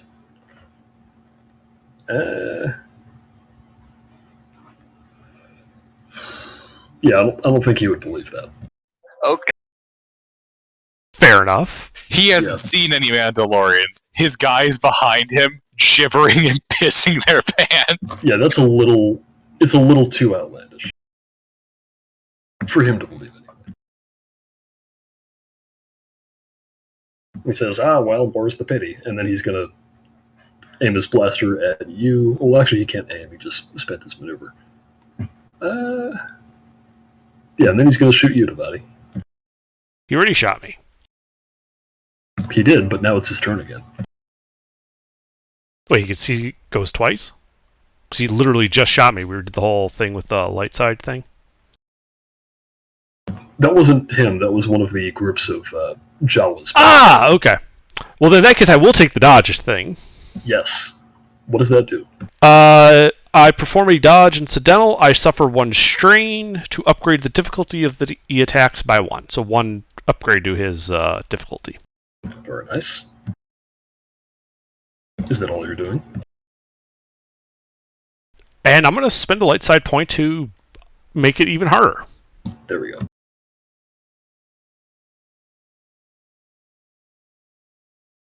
Alright, well, the normal difficulty is just 1 purple, so upgraded twice, it'll be 1 purple, 1 red.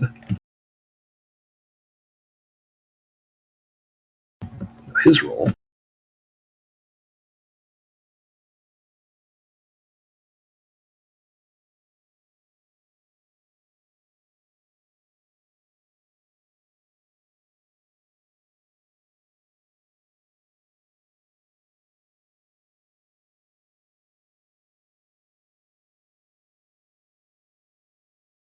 And he gets a boost die from his allies. He does succeed in hitting Unibody. So he does. That will be 7 minus your soak as wounds onto you.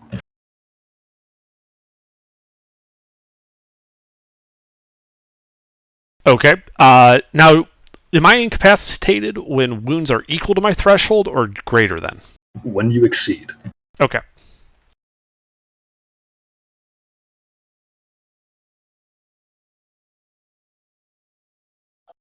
And then he is going to use that to... He's going to give another boost die.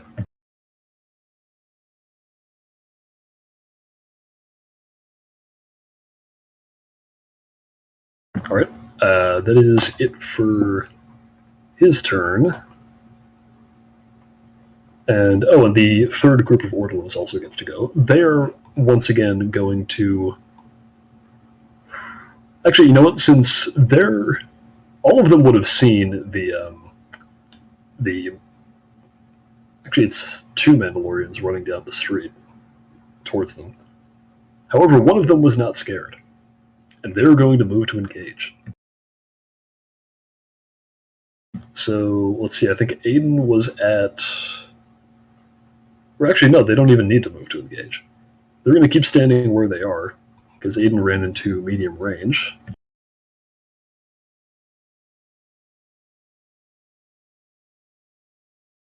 Let's see, yes, so that's 2. They're going to aim, and they get a boost die.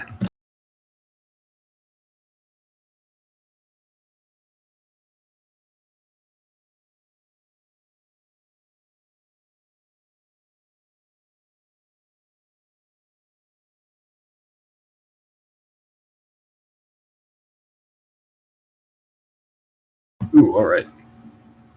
Yep. So they're going to shoot at you with their blasters, and they deal 10 damage. So subtract your soak from that, Aiden, unless you have... Wait, Aiden, do you have anything that, like, triggers when you get targeted or anything like that? Only critical injuries. Okay. Yep, so you take 10 damage, subtract your soak from that, and then add the rest as wounds. However, you have 1 threat that you can spend.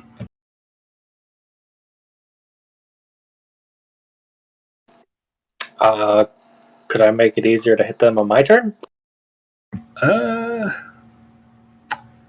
So it's only one threat, so I'm gonna say you would need more to do something like that, because that's how the stock effects go. For 1 threat, you could just make them take a point of damage, though. Alright. Do that then. Yep. So, yep, that happens, and that is it for their turn. Who wants to go next? I'll shoot somebody. I can go next. That's also fine. All right. Tenrock. Can I use medicine to heal up?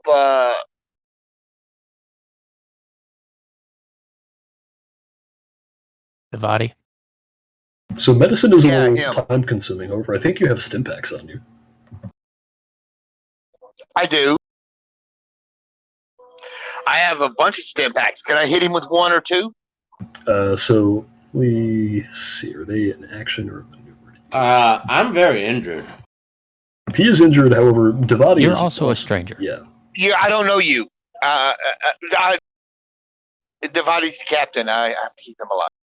Fuck you. I didn't realize he was the captain. Well, the captain died, so I guess I was next in the chain of command. Who died and made you Chain captain? of command. I mean, the chain of command. He is the highest ranking officer. That's the way I see it. You know. So. Fair enough. Oh my god, where is it? Here we go. Stim pack. Aha. It is a maneuver.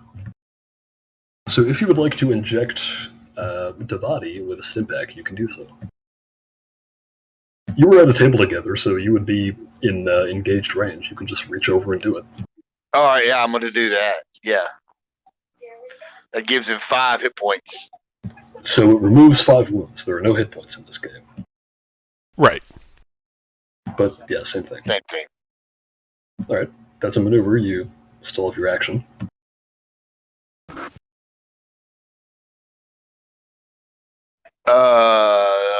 My action. Can I shoot him at the other guy? Did you draw your weapon before? I think you did, right? Yeah, I had it shot I fired last time. Yeah. Yeah.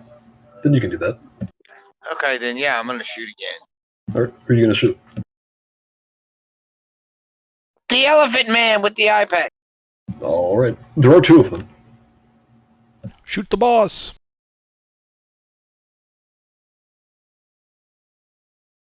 Not gonna lie, I kind of forgot that guy was there. So what is it? What is it? 1 yellow, 1 green. So whatever your ranged light roll is, and then for the difficulty to hit him at short range, it is going to be 1 red and 1 purple.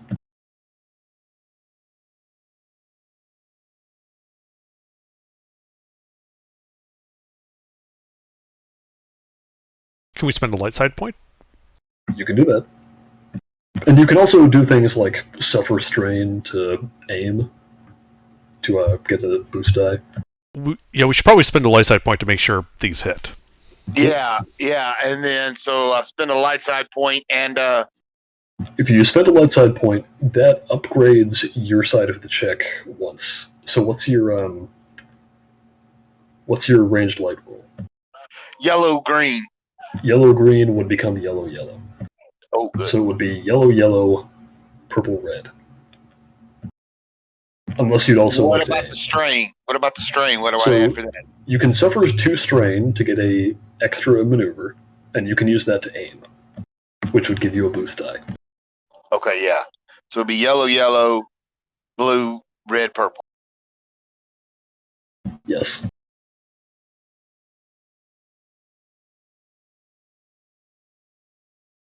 Oh, Is that bad? well, you don't hit, but you can use that advantage to give the next ally a boost die. Yeah, I'm gonna do that. All right. You could also use it to heal 1 strain if you prefer, whatever you want. I have 2 strain now, so You do also get to heal strain at the end of the combat encounter. Not all of it. But Okay. some of it. yeah. Well, I'm gonna wait, and I'm going to. You give your ally the boost die. Yeah, I'm gonna give my ally the boost die. Right? Probably Well, it's one of the whoever, snipers. it's whoever goes next, so who would like to go next? I would like to go next. Go ahead. I would like to go next. I would like to I shoot. think he called it first. I would like to shoot the blue man. So you're at medium range, so the difficulty is red due to his effect. Okay. And I would like to aim. So that's a boost plus a boost from Mister. So I think this is what I am rolling. And what do I get if where are we at? Well, we're in a bad spot on light side points. Fuck it though, because I'm gonna use 1. Did I just upgrade my green to a yellow with that, or what do I do? Yep, you upgrade your green to a yellow. Okay, fuck this guy. Well, everything happens. Did he roll? Yeah, it was right under the destiny points. Oh, okay. Yep. So, yeah, you hit, and everything happens. So what's the base damage of your weapon? 7. 7. All right. So that is 8 to him.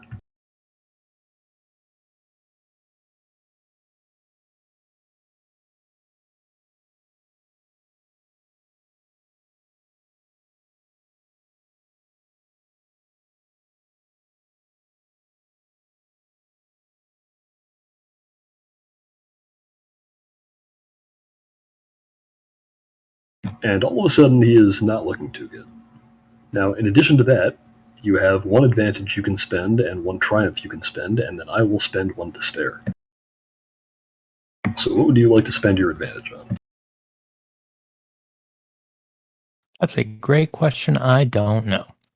Critical injury? Is that an option?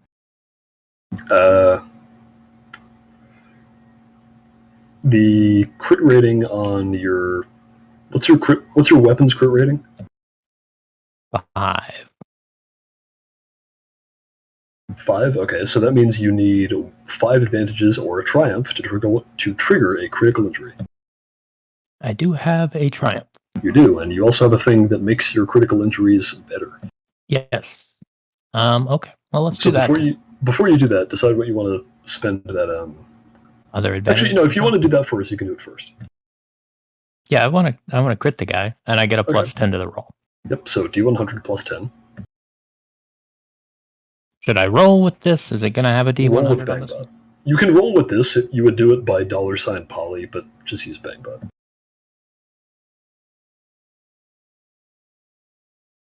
$84. That's a high result. Let's see, what does an 84 get you? I think it's something good. It's winded. Winded, yeah. Winded. Cannot voluntarily suffer strain, and that actually matters to him because he is the kind of enemy that can suffer strain. And he takes a critical a critical injury.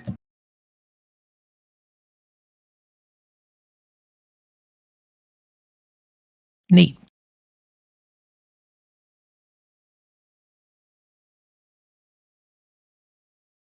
All right, and then you get one advantage to spend. Okay. Let's see.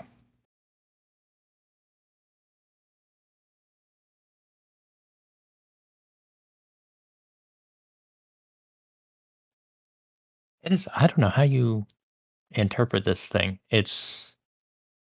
I could just give the next person to go a boost.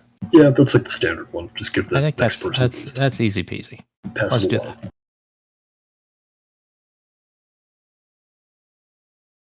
All right. And now the despair.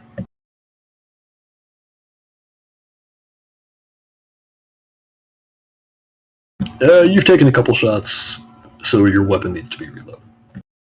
There. All right. That's it for your turn. Who wants to go next? I shoot. Yep, you can shoot. So you are at short range, and you have a boost die. Would you like to aim first? Well, yeah. All right. So you can aim. That gives you 2 boost dice.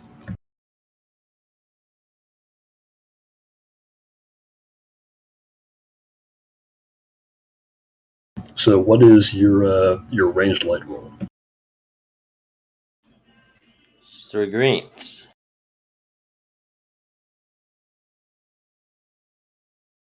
All right. Well, in that case, your roll will be green, green, green, blue, blue, red, red. Godspeed, Spider-Man. This? Yes, that. And you hit. Yeah. However, you generated another triumph, or another despair. So, with my duelist pistol grip, I increase my damage by 1 and decrease crit by 1. Okay, what does that put your crit to? Okay, let's look. It says decrease crit by 1, so it's at Yep. 3, so it's a 2. What weapon do you have? Just a regular blaster pistol? Yes. Okay.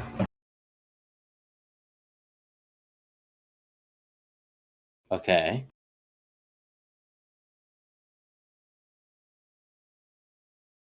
Yep, so that means you can spend 2 advantages to trigger a critical hit. That sounds good. Yep. Alright, well, Okay. before that, you should, so let's see, it's a, what is it here?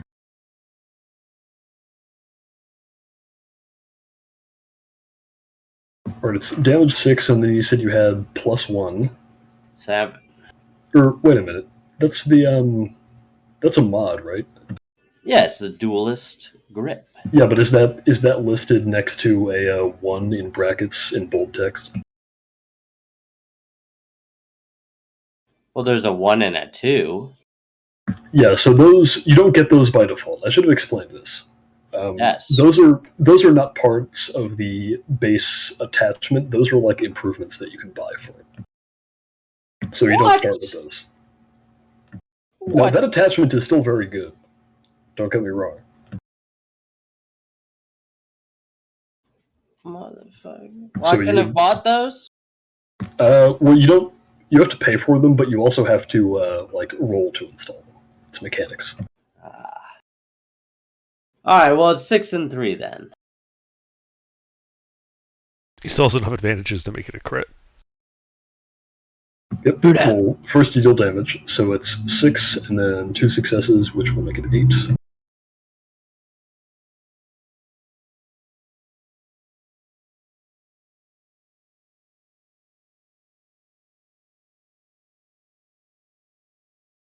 And now he's really not looking good. Additionally, you can cause a crit with those 2 advantages. Yeah, 3.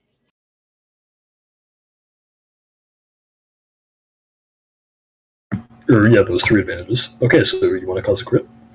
I don't know what that does, but yeah. Roll a d100 plus 10. Use Bing bot, not $ bot. Yes. Ooh, interesting. That's actually really good. Lol. That gives you... Can only act during a last allied initiative slot. Wait, what? next An turn. 11? Yeah, an 11. Because it's plus 10. Right. Or, oh, sorry, yeah, 11. Here we Drop go. item in Oh, drop item in hand. Yeah, that is really good. I can't read, apparently.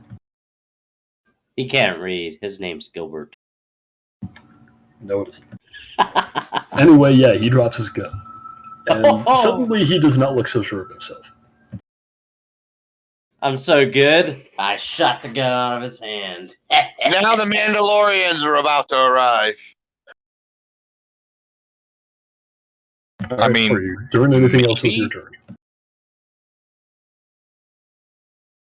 I think I've done enough. All right. Well, it can be your turn now if you want. Either one of you. Can I shoot him? Well, you didn't draw your gun yet, so you got to do that first. Okay, I'd like to draw my gun and shoot him. All right. Let's see, you ran, so it would put you at medium range. Yeah, you can shoot him. Are you going to aim? Do you want to move closer? What are you doing? I'm currently at medium range, right? Currently at medium range. And it is what to draw my weapon? To draw your weapon is a maneuver. Alright. I would like to shoot him. All right. So that's difficulty 2, upgraded twice, becomes red. Why is it upgraded? Because he is special. He is a boss. Use a light side point, make it easier. I will.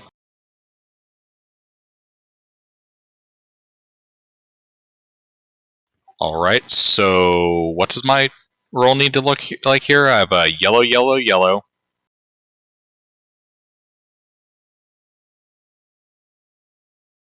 Your roll will be yellow, yellow, yellow, red, red, purple. Is there anything else here I can burn, like resources that are available I can use to enhance this? You could suffer 2 strain to gain an additional maneuver in order to aim. Or move closer. Whichever one you want. I would like to do the thing in order to aim. Alright, that gives you a boost die. So yellow, yellow, yellow, red, red, purple. B? Yes.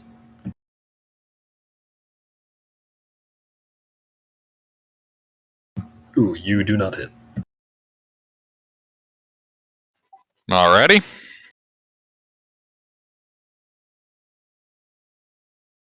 Well, that's my turn. Well, you generated an advantage. Yeah, I'm still not really clear what that does. You can One give a boost advantage dice. doesn't seem to do much. Well, the main thing that it can do is you can give the next character a boost die on their next check. Okay, I slap a boost die on whoever goes next. Alright, who wants to go next? I can go next. Alright, go ahead. So how many people do I see? So you see a total of 9 Jawas, and sort of inside this garage, you see Banu Lepa. Can I get all 9 Jawas? All 9 Jawas in what? Well, the flamethrower. How many people can I get? So you only get to target one target with the flamethrower. However, if there are other targets engaged with them, then you can potentially activate Blast to hit them as well. I will say, because if you were to target one of the groups of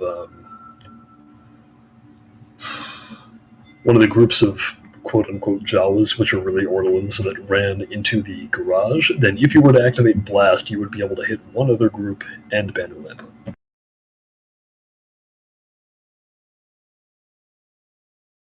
Alright. So I'll do that then? Alright, so I think you started your turn at medium range, so if you want to do that, you have to spend a maneuver to move to short range. Yes. Alright, and then you're attacking?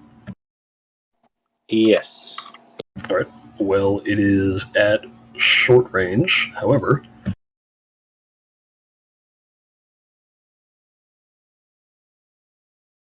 The difficulty is going to be 1 red, and then you do your ranged heavy roll. Alright.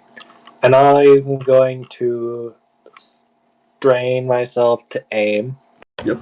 You get a boost die, and you also get a boost die from Brinks. So 2.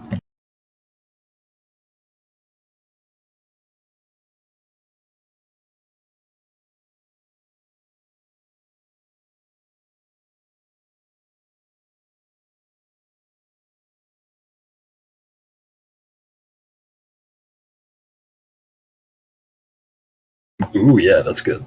So, first you hit. What's the base damage on that flamethrower? It is 8. 8. Alright.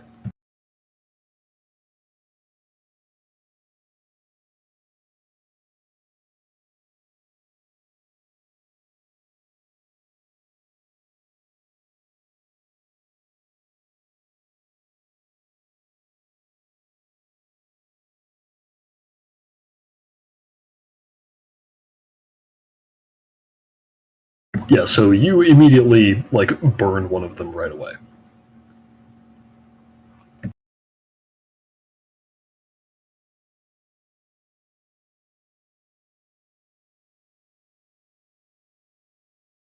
Alright. And another one is, lightly singed by that. Now you have 2 advantages and 1 triumph that you can trigger. Or that you can spend. Hey, Ruffles. Howdy, howdy. So that flamethrower has, I think, 2 things you can activate. You have burn, and you have blast. So I have to activate blast to hit everyone? Yes, you have to activate blast to hit everyone. I will do that. So how many people do I hit? So you would hit, in addition to the group you just hit, the other group. So let's see. The base damage was 8, so that's 9 to the other group as well. They all take 9 damage each? Yeah. Wow. Get roasted.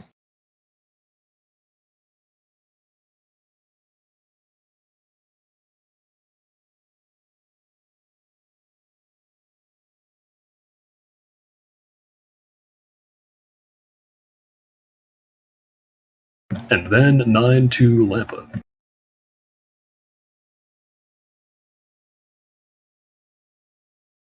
And if I activate burn, does that burn everyone it hit? No, it burns the target of the attack, which is the middle group that you hit. So what would be better, critical injury or burn? Well, if you activate a critical injury against the target that you hit, which is the only target you can activate it against, that will just kill one of them. Whereas burn will cause a DOT effect that lasts, I believe, for 3 rounds, and will probably kill more of them, eventually. Being on fire is also not conducive to fighting back.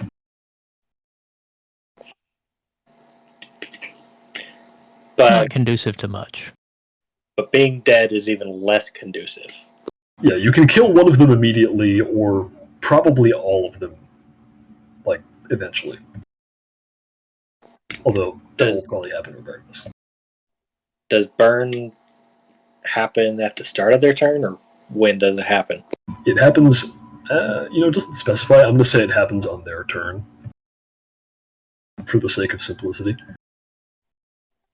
So, critical injury will kill 1, and burn will burn how many? Burn will... So this is a group, so if you burn them, the entire group gets set on fire. There are currently... Burn them all. There are currently 2 of them in the group. Oh. And each time burn activates, it causes Let's see here. It deals the weapon's base damage, so it would deal 8 damage each time. Wow. Yeah. So I guess I will burn them so I can kill both of them instead of just one. Alright. Yeah, they burst into flames. Are you doing anything else? Well, did my action in both maneuvers, so not much I can do. Alright. Has anybody not had a second turn? I haven't. Yeah, I think it's just you, Leona. So what are you doing? Do I You still see have a some- shot on what's his face? You do, but you have no ammunition to shoot with in your blaster rifle. I've got spare mags. Yep, so it's a maneuver to reload, Maneuver to reload, then maneuver to shoot. action to shoot. Yeah, same thing. You could take strain to aim. You could do that. Oh, I could. It didn't help for shit last time. I don't think it's going to help this time either, but I might as well.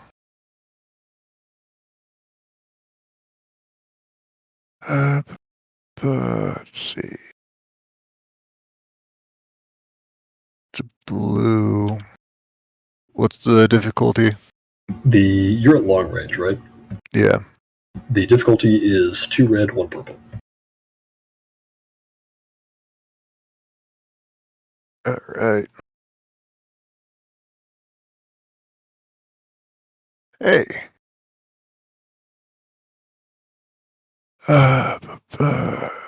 Hey, you hit.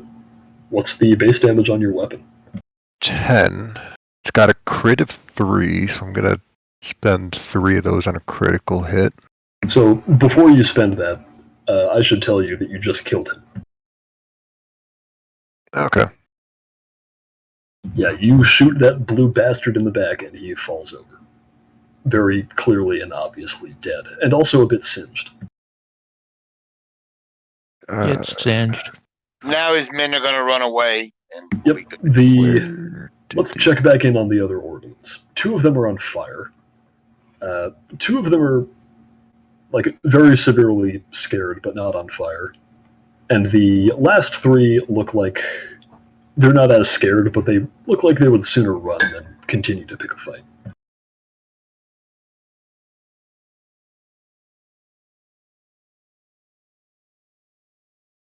Kill them all.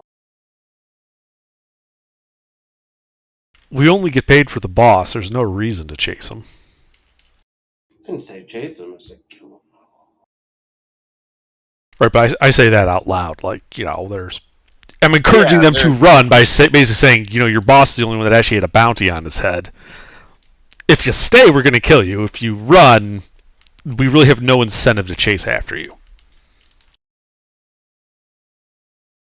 So those 5 advantages, 1 to recover strain, 1 to next allies, next check, 2 for any allies, next check.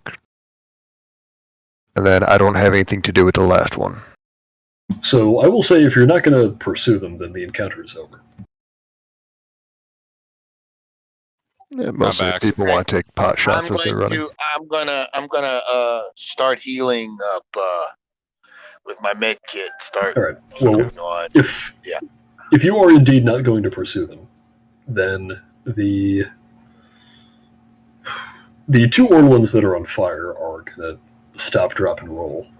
And actually, here, let's see if they live, just for the hell of it. Wait, what's going on? Are we not pursuing? There's no reason to. We while only get you- paid for the boss. While you were away, they killed the boss. He's dead. The rest of his crew is in shambles. 2 of them are on fire, and we're about to see if they live or not. I don't know if there's an official way to do this according to the book, but I don't care. The other ones are still present, though? They're still present.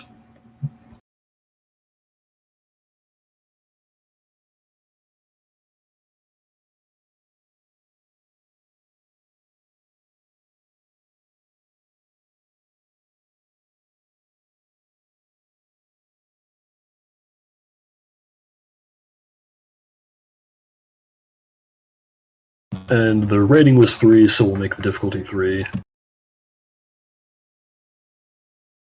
And this is still sort of part of the encounter. So, yeah, they are not able to pad out the flames. And actually, they would have another turn to do that.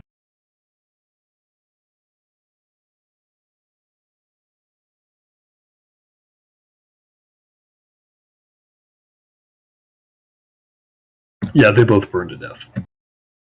That'll suck. So I'm gonna use my medicine to heal under. What do I need to roll? So we'll get to that in a second. First, there's other stuff. The remaining 5 are going to scatter to the 4 winds. They go running off down streets and into alleys out of sight. One of the winds has 2 of them. Yeah. I would like to take pot shots, not aiming to hit them, but just to keep them fucking moving. You can do that. I would like to aim to cause casualties. All right. What a jerk. So we will treat this as if they just spent their turn to move to long range. Because they're booking it out of here.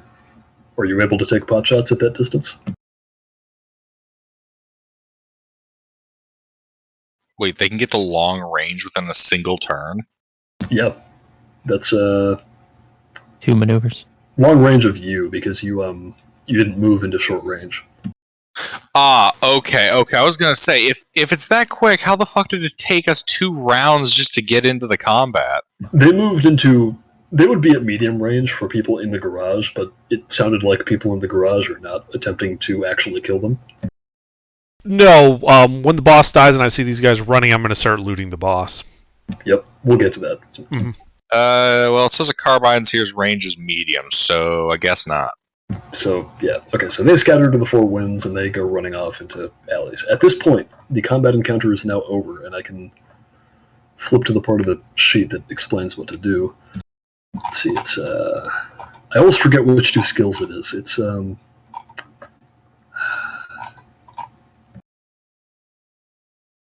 At the end, it's cool and something else. Discipline, I think. oh yeah, so at the end of the combat encounter, you can roll either your choice of cool or discipline with no difficulty. And then depending on what you get, you can recover some strain.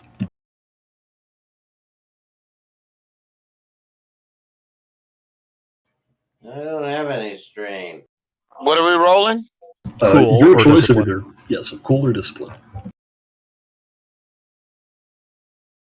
For each success, the advantages are ignored. You remove 1 strain.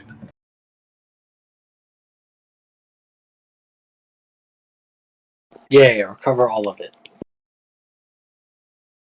Now, The enemies never even saw me, so Yeah, they knew you were there. They were not able to find you. What did I get? 2. Yeah, you recover 2 strain. Recover 2 strain. Okay, now that is over with, Tenorok, if you would like to begin healing people, you are free to do that. I need help. I'm gonna start with, of course. I'm gonna start with Under's character.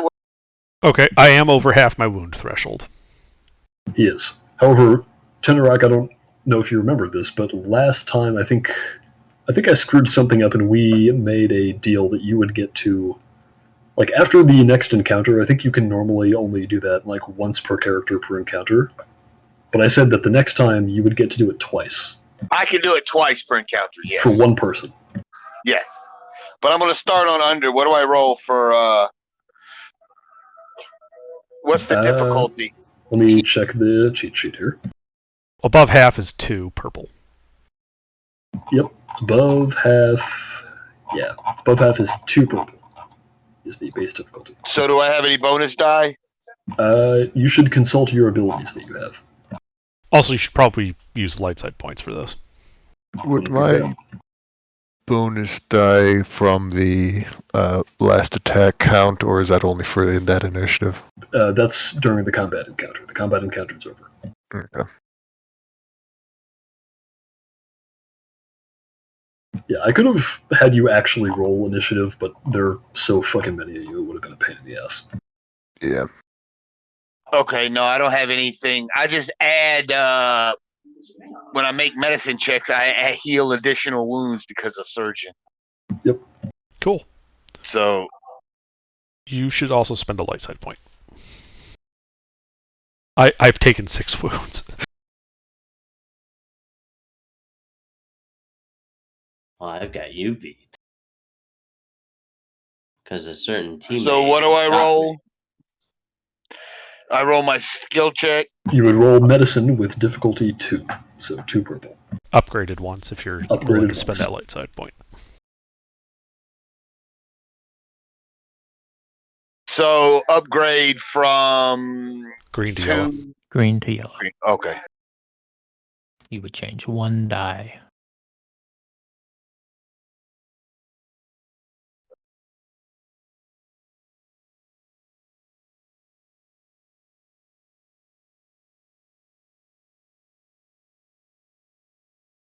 Ooh, okay. I need to find the part in the book where it goes into detail about how that works. What did I get? What is that? Let me see here. Okay, medical check. Half or more wound threshold. Only attempt 1 medicine check per week.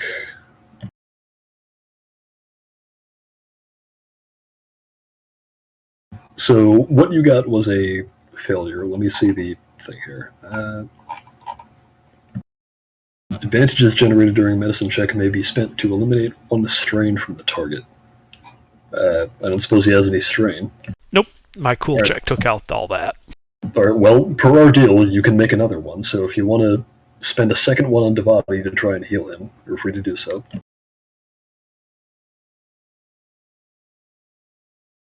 Are you spending a light side point, Mister, on this one as well? Honey, And we have all the left. points. You think I should do that? I think you should, yes. All right, yeah, then I. Wouldn't hurt. We'll just have no light side points left because we also want to heal the strange man. That's better. In fact, it's a lot better. Yeah, because I also have a What is critical that? injury. Okay, so I heal an additional 2 if I healed. So whatever I heal, and an additional 2 because of Yep, my. so you heal 5 wounds, Okay, that's good. I'm down to 1. and he can remove a critical injury. Please do that. I think I only gave you Okay, the I one. do that. I do that as well. Okay. Yeah. Alright, so that's all you get on Devati. However, if you want to heal Braytak, you can heal him as well. I also need healing. Yeah, I imagine you're all sort of coming down from your perches and gathering in this garage. Mhm. You know, I never ran the guy who was disguised as Banu Lampa. I assume he just ran off the first moment he got. Yeah, it seems like Yeah, a thing. well, so Devati, you remember that one Ortolan who survived, and then you scared him off at the end? Mhm. That was him. I'm glad he survived. Hayes, how bad are you hurt, Hayes? If I were to say, like, just figuratively, metaphorically speaking, like a 7 out of 12. All right, while you guys are doing that, I need to go use the bathroom. But you Okay, can- that's Alright. greater than you know half. how that works. Yeah, so That's- 2 purple. So it's 2 purple. No, wait. 7 is not greater than half. Is not half of 12. He's got 7 damage. He's out of his taken 12 7 health. wounds. Oh yeah, then yeah. Okay. And you should also spend the last lights. Wait, how hurt is Aiden? 7 wounds out of 9. Oh. Okay, save the light side point for Aiden. Wait, when did he get hit? They hit me outside. You know, it's a lot safer on the fire escape. Looks like you failed. I don't know what I did. That's correct. That's all Yeah. good stuff. That's a success. Oh no, I'm sorry. That's a failure. Yeah, he failed. A triumph though is a success and a crit, is it not? The triumph An on the cheat sheet says it heals +1 wound or critical injury. So if Braytak I has think those. no critical injuries, he I can. think those are zeros though. I like those 0 out, don't they? So, No, I think it already did that. yeah, Oh, it you did already. not calculate. He got 2 successes if you include the triumph against 3 failures. Rip. Fuck. All right. Well, then, if I can't heal him with my med kit, I can just give him a stim pack. Yeah, give him a stim pack. That heals you for 5. That heals you for 5. Braytak. Braytak. Yeah, and then I'm gonna move on to the other one. You call me Jafar. Man, I need a blaster rifle and a bipod and a scope. So, does anyone tell me what the difference between brawl and melee is? Is brawl like hands? Brawl is, beating a motherfucker up with your bare hands or Melee is a hand-adjacent melee objects. Yeah, melee is taking a stick and shoving it up someone's ass. Okay, then can someone to explain to me, because when I'm looking at melee weapons look useless. I heal you for 4. Aiden?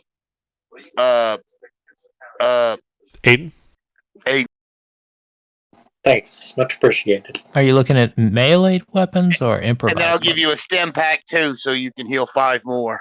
No, melee, because under the damage, 3 wounds, so the most they say is +3. Because I think that it's if you plus hit your in brawn. melee, it's your Or brawn plus yeah. that. For damage. Oh. Yeah. Oh. Except for things like the fusion cutter and the lightsaber, which do a fixed amount. All right, I am back. Welcome back. So have you finished healing? Well, he failed on me, but then he gave me morphine. I Yeah, gave you a I gave stim him a- pack. Yeah, I gave him a stim pack instead. I failed. on Very him. good. So I think we're And I done. healed Here. the other one too. Yeah, I'm done healing. Yeah, I've healed everybody I can. Yeah. Okay, now I believe somebody wanted to loot Banu Lamp. That was me. Yeah, so you can loot him. You find a couple things underneath that that fake Jawa robe. He is in fact wearing. Actually, here, what the hell did I put him in? Yep, he is wearing padded armor, which increases the wearer's soak by 2. And this padded armor is made to fit a Silhouette 0 creature. In addition to that, he has 200 credits on him and a Hollow Messenger. Okay. Well, pocket the credits. While do we're we on the have any subject of the sil- credits, there are also 500 credits sitting on the table. Yeah. I take my 100 credits back. Yeah, so I distribute back out the 100 credits that me, Braytech, and Turk put in. And then that Yeah, I leaves don't 200 remember that. left from the pot. And how many of us are there? I'm not taking any of that. When we get paid, I would like a cut so I can buy some equipment. That's it. Braytac makes it known that the 130-year-old man shot a blaster out of the bad guys. All right, so and then 30 credits from the pot to everybody except Tix at his request. All right. How many credits? 30. Splitting the 200.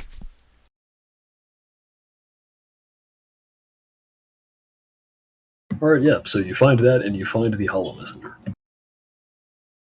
What's on that? Are you opening it? I mean, we can. Well, before we open that, what do we need to get to collect the bounty?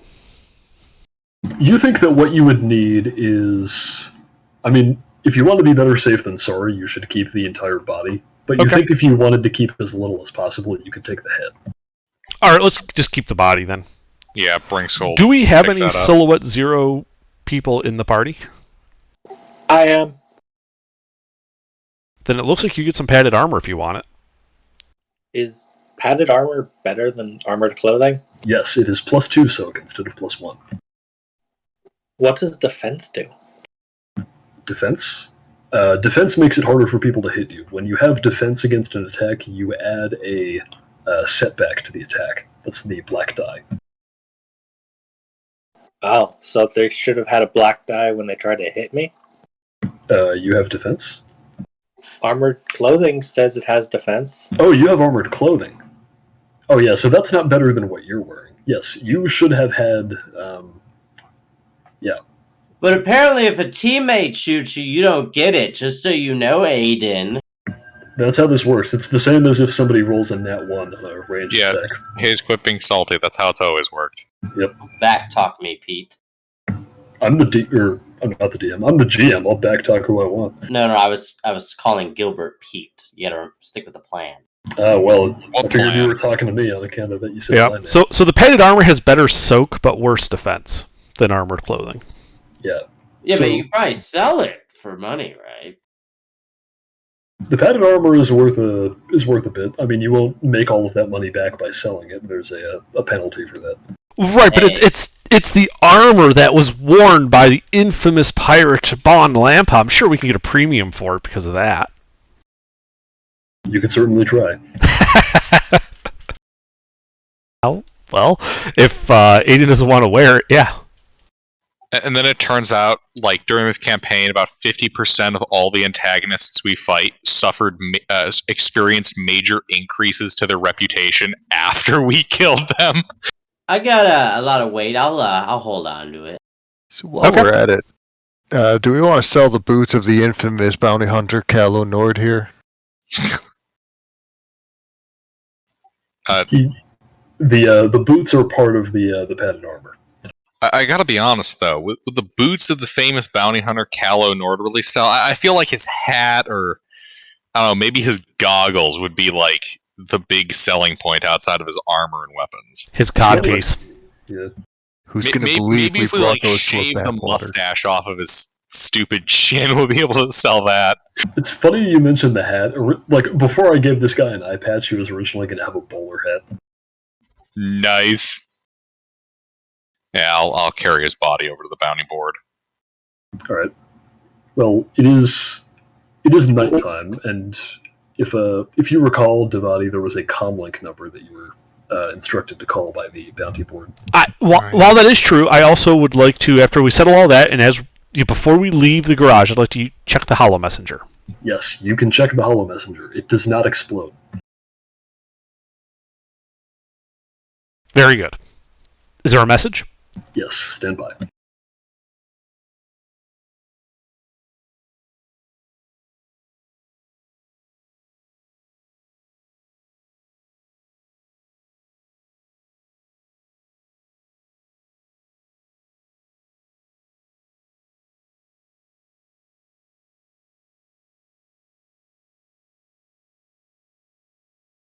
There we go. Would you like me to read this aloud? Yes, narration is always fun. Yep. Hollow message shows the head of an enormous male Hutt speaking Huttese. And it begins speaking in Huttese, which I'm going to assume most of you understand. It's a very common language. And he says, Banu, I've got another job for you. 3 days from now, a Gozenti-class cruiser will be entering this system. You have the transponder code. On board is a shipment of medical supplies bound for Nar Shaddaa. I need you to retrieve it for me. Use whatever means you see fit, but do not attract attention. I am taking a risk by giving you a second chance after the embarrassment of your previous failures. Do not make me regret it. And you just see the head of this Hutt speaking as it says all that. Interesting.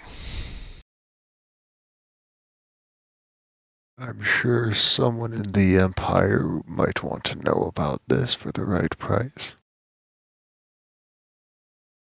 I think we should be keeping it on the down low. Yeah, I don't think it'd be good for us if this was to become widely known.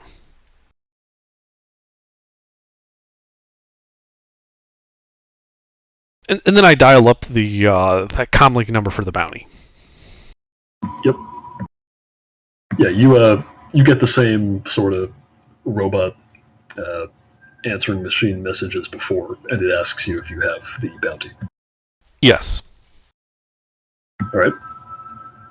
Upon saying that, it notifies you that a courier will be by in the morning to collect the body and to supply payment.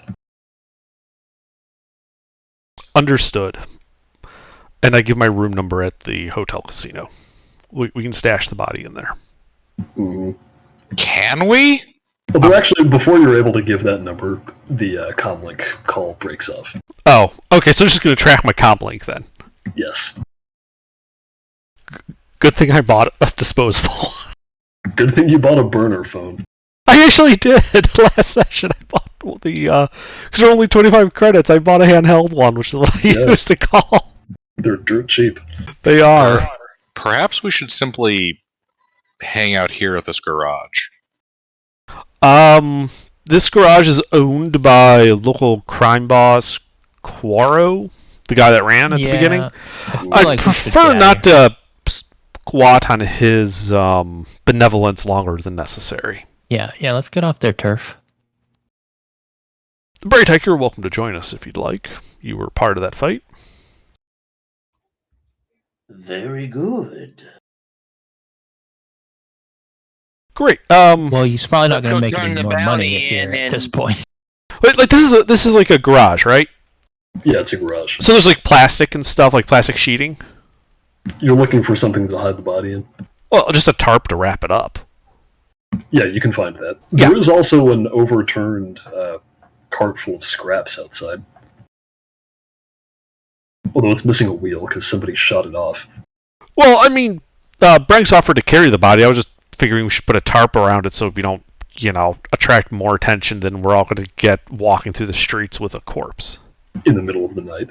In the middle of the night, while heavily armed. Yeah, no, you'll be fine. I'm sure we will. Although actually, if you wanted to attract a little bit less attention, this is like a mechanics shop, so you think you could find like like one of those rolling dolly carts. You think you could probably set up something like that so it looks a little bit less like you're lugging around a corpse. If I could, yes, I would like to do that. Yes, you think you could find something like that. Okay. Yeah, because this is a corpse worth 30,000 credits. Someone's going to try to kill us to take it. Mm-hmm. By the way, we should all spend the night in my hotel room Yeah, actually, what to you guard find, the corpse. What you find, Devati, is like one of those big wheeled hampers for taking out like a bunch of trash all at once, and you can just dump it in there. Excellent. I do Yeah. so.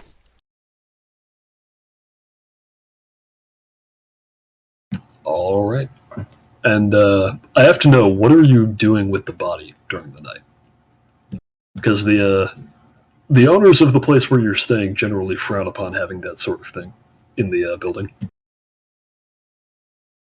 I informed them I'm willing. Bernie's the guy in there. Well, no. I walk in there and I approach the concierge and say, "I've got a bit of a situation. Can I talk to the manager again?"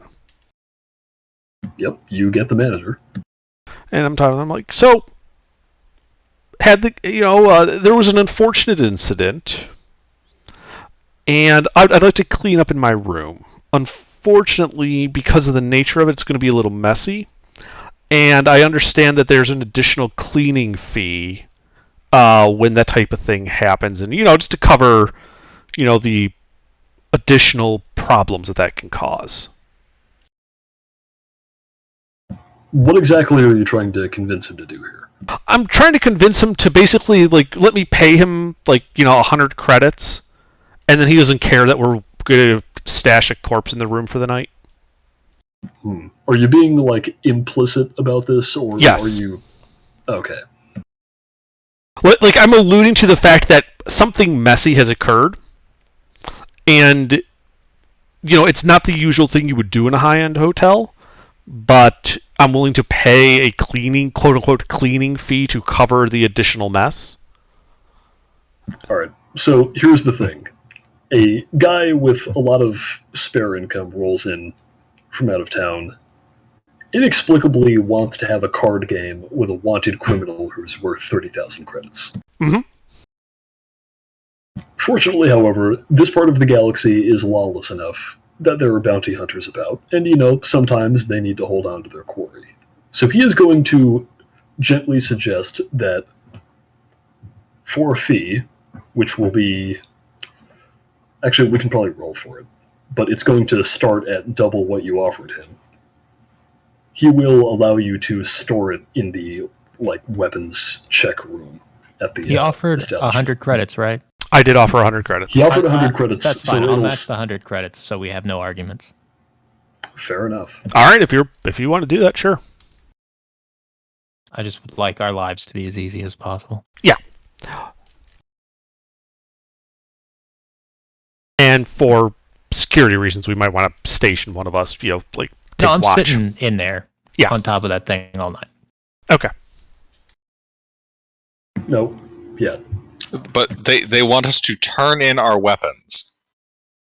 They want you to turn in your weapons if you're going to be staying here. Although you are a Mandalorian, so you might be able to convince them otherwise. I would like to convince them otherwise. Weapons are a part of my religion. Roll coercion. Could I... Oh, coercion. Could I Yes. help in a negotiation manner towards this? Yes. So you can good cop, bad cop this situation. You can gently suggest that, like, no, you can't just disarm a Mandalorian. It's against their religion, and then he can, weapons are a part of my religion. Okay, so how do we do that again? So this will be either skilled or unskilled assistance. I'm skilled in negotiation. All right. I'm skilled in coercion. Let me check the thing here. Together, we're good cop, bad cop. All right.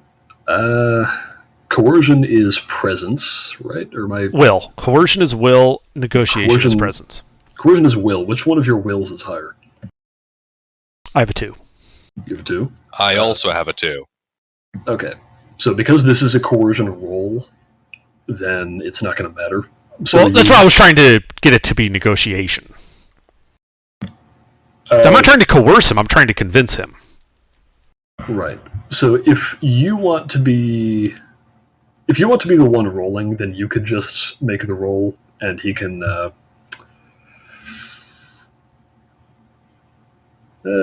Did I mention I'm a skilled negotiator, my friends? Nope. You did not. I am a very skilled negotiator. How skilled? 2 ranks, very high presence. So am I. Tell you what, because this is like a special thing that relates to him being a Mandalorian, we'll say that instead of doing unskilled assistance and adding a boost die, he will upgrade the check once.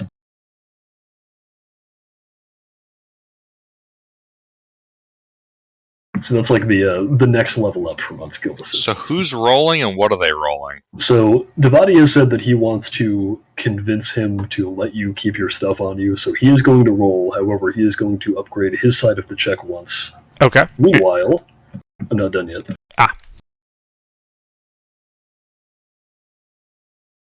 Got to give you one somehow. Meanwhile, the other side will be 3 purple and 1 red. Okay. Here we go. You are unable to convince him to allow Branks Ordo or another Mandalorian into the establishment with their weapons on them. They will either have to... They have to check their weapons, right? They have to check their weapons. Right. So can't the 2 Mandalorians just sit on the body in the check room the whole night then? Since You they're think that would quote-unquote checked? Yes, that would be entirely permitted. Okay. Yeah, so we can have like the entire armed contingent of the group in the check Yeah, we'll room. all just sit in the check room. I mean, I'll still pay to stay the night because we're still in the establishment. Yep. Brinks will. How big is this check room? So the check room itself is like... How big would it be? It's basically like a slightly larger closet. It's like a walk-in closet. Okay, I'm gonna just. So the corpse is in the back of, or let's push the corpse up to the front of the door. I will go prone with my rifle propped on the corpse, and then you guys can hang out, just like sitting in the corner or whatever. Yeah, you just want me to like sit on top of it, like like on a fucking throne. There is also a guard posted in here. I should know. Right, this is getting to be a This is very 30,000 cramped credits. closet. All right. But do we really trust that guard? Yeah, you want to trust that guard, and you want him to trust you. What? I don't trust that guard. Okay, maybe you don't. Well, we do, because we've got guns pointed at him, he's got a gun of his own, so there's your trust. No one's going to do anything to screw anybody over, because then the Mandalorians kill everyone. True, they do. That. Not everyone. Just most. Just like everyone who didn't get the fuck on the ground when the fighting started. It's bad for business. That's why I started the fight on the ground.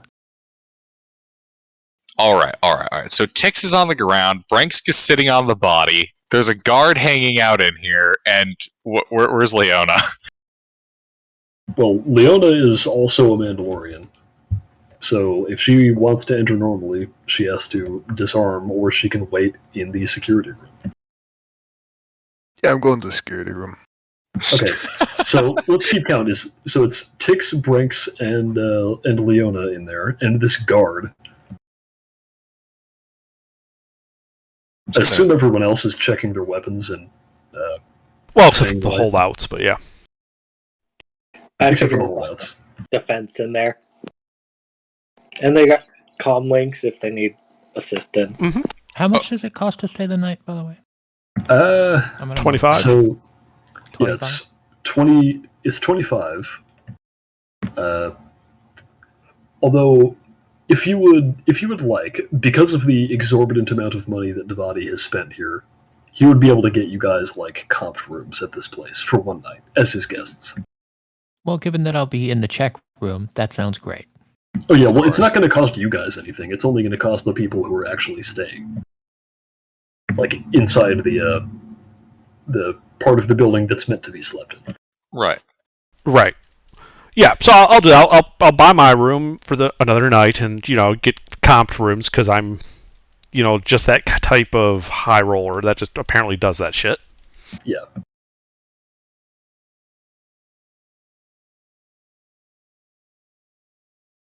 Yep. So given how cramped this closet's going to get, I propose we each take turns laying on the ground, laying on the corpse, and then looming behind the security guard. Yeah, if you trust the security guard to take a watch, you can keep a watch going on all four parts of your long rest. I do not. I just stay exactly where I am with my gun pointed at the door. Okay, well, you do need to sleep at some point. It's been a full adventuring day. Trademark Wizards of the Coast. Okay, when I can't stay awake anymore, then I will stop being awake. But until that point, I am watching my money. Really? Yeah. Have you, are you wounded or have any strain at all? No. Okay. Brinks is gonna nap on this really plushy, blue elephant corpse. It is not plushy. In fact, it is beginning to smell. I got a helmet. It's lumpy. It smells like payday. It's a lumpy helmet. Lumpy helmet? I have my helmet on as I lay on This the is like his bag of money. Mandalorian epithet. When Branks becomes Mandalore, he's going to be Mandalore the Lumpy Helmet.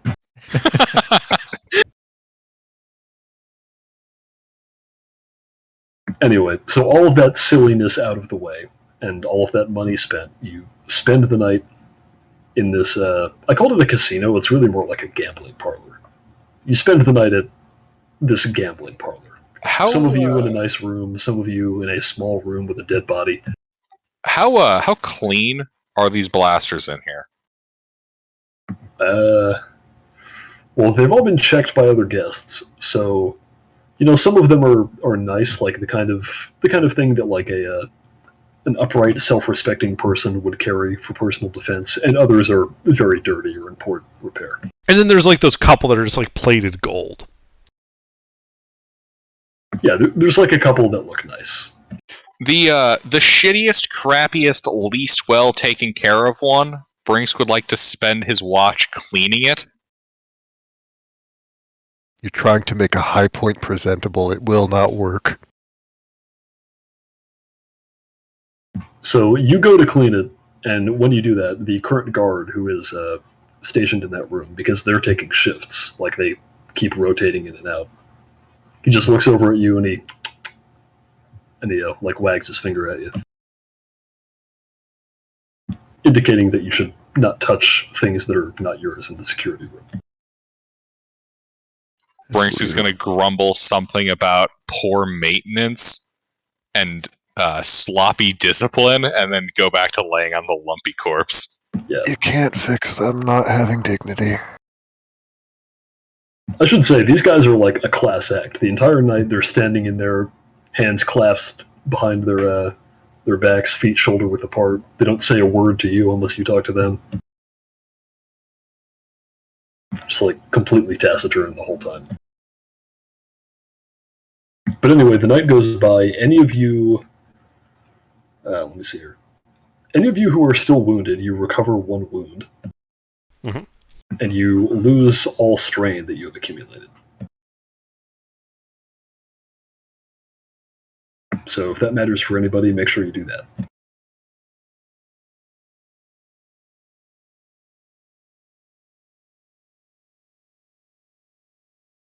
When the morning comes, Devati, you are alerted by room service that there is someone at the front door to see you. Okay. I go down to see who it is. Yep. You go down to see who it is. And who it is an IG droid. An IG droid? Yes. Let me find a picture of one on the internet. IG? Away. Like an IG? IG-88. Yeah, boy. IG? He said IG. Yeah, them are some IG. cool droids. One of the most sinister type of droid. One of these Better be things. careful. If Tix dies, I'm playing an IG droid. Okay. Well, I look at him like, yes, I'm Devati. It speaks to you and says again, do you have the bounty? Yes. Alright. Well, if you were to go to the security room and retrieve the bounty, then he would want to see it. I call them on the comlink and tell them the courier's here. Bring out the body. Okay, I wiped the drool off my face because I definitely didn't fall asleep while I was laying on the corpse. and yeah, I'll help somebody else drag this corpse over there. Well, it has a cart. Yep, Oh, yeah, it there is you go. still in like a big bin that you wheeled in here. Mm-hmm. Okay, well, let's wheel it over. Yep. When you present it to the droid, they sort of peel back the tarp you threw over it, and it sort of fixes its sensors upon Banu Lampa's dead face and makes a little sort of sound of confirmation. And, I never thought about how it would actually deliver payment. Being a politically connected person, do they have the central banking system in this? Like, do you guys give them like an account number to transfer money to? Yes, there is a banking system. And it's, there's like the banking clans and all that. Right, yeah. So I just give him my banking info. So We'll the nice use thing that as the is party that- bank. The nice thing is that you don't need to. Oh, okay. Or, well, actually, no, sorry. You would have to give him his information. He gives you like a little chip that you have to authorize it, and then you put it in a machine. Got it. Okay. Yeah. I assume there's a machine in the hotel for this. Yeah, they're like ATMs. Yeah. And when you do that, you have added to your account 30,000 credits. Woohoo. Now it's currently 12:30, so I don't think we're going to do anything else this session aside from maybe spend some of that money. Well, first off, does the droid take the corpse? No. After it looks at the corpse, it simply wishes you a good day and then walks away. It's in a wheelbarrow already. Can we just dump it Yeah, as I was about to say, yeah, okay, let's just dump the thing. straight in the ditch right there? There's no ditches. You can dump it by the side of the road. Yeah, we just put it out with the garbage. Yeah, Like the bin and all. Yeah, Just put it out there for normal garbage pickup. that works. The other thing is, how hard is it to block the transmissions or reception of a comlink? So you can get a comlink jammer that will jam communications that are not on like certain accepted channels that you set for it. What I was thinking more along the lines was like, if you were to make like a foil shield bag for like a cell phone to block signals. Oh, you want like a Faraday cage for your Right, something I could Very take. normal. See, so this comlink is now being tracked by these people, but that may come in handy in the future. But for now, I'd like to drop off their grid. So, is there like a pouch that would block? Like that's why it's how easy it is to block things. Because if they're Ansible based, then you can't. If they're radio based, a foil bag should be good enough. So they are radio based, And this is that is the kind of thing you can buy. However, you would have to find it. So if we're going to do that right now, then let me work that out. Okay. I would also buy another comlink. You can buy another comlink.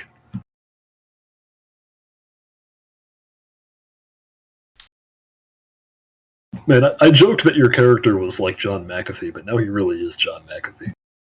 He really is, yes. Well, you have to remember, there are people after me, so this is not unreasonable. Yeah, actually, no, he's too competent to be John McAfee. You're like Edward Snowden now or something. I don't know. Question. So the crit number on your weapon, or the crit, you want that lower? You want that lower. Okay. So, Yeah, if you want to buy stuff on that, we can get to that. I definitely want to buy stuff. I don't see anything about difficulty of adding some of these mods. Is every mod got a roll, or some of them? Yes, so that is in the book. I will have to look it up, but it's there's a way to do it. Because I see they have a listed roll for some of them, like on the entry for the item, but some of them don't have any roll listed. What are you looking at here?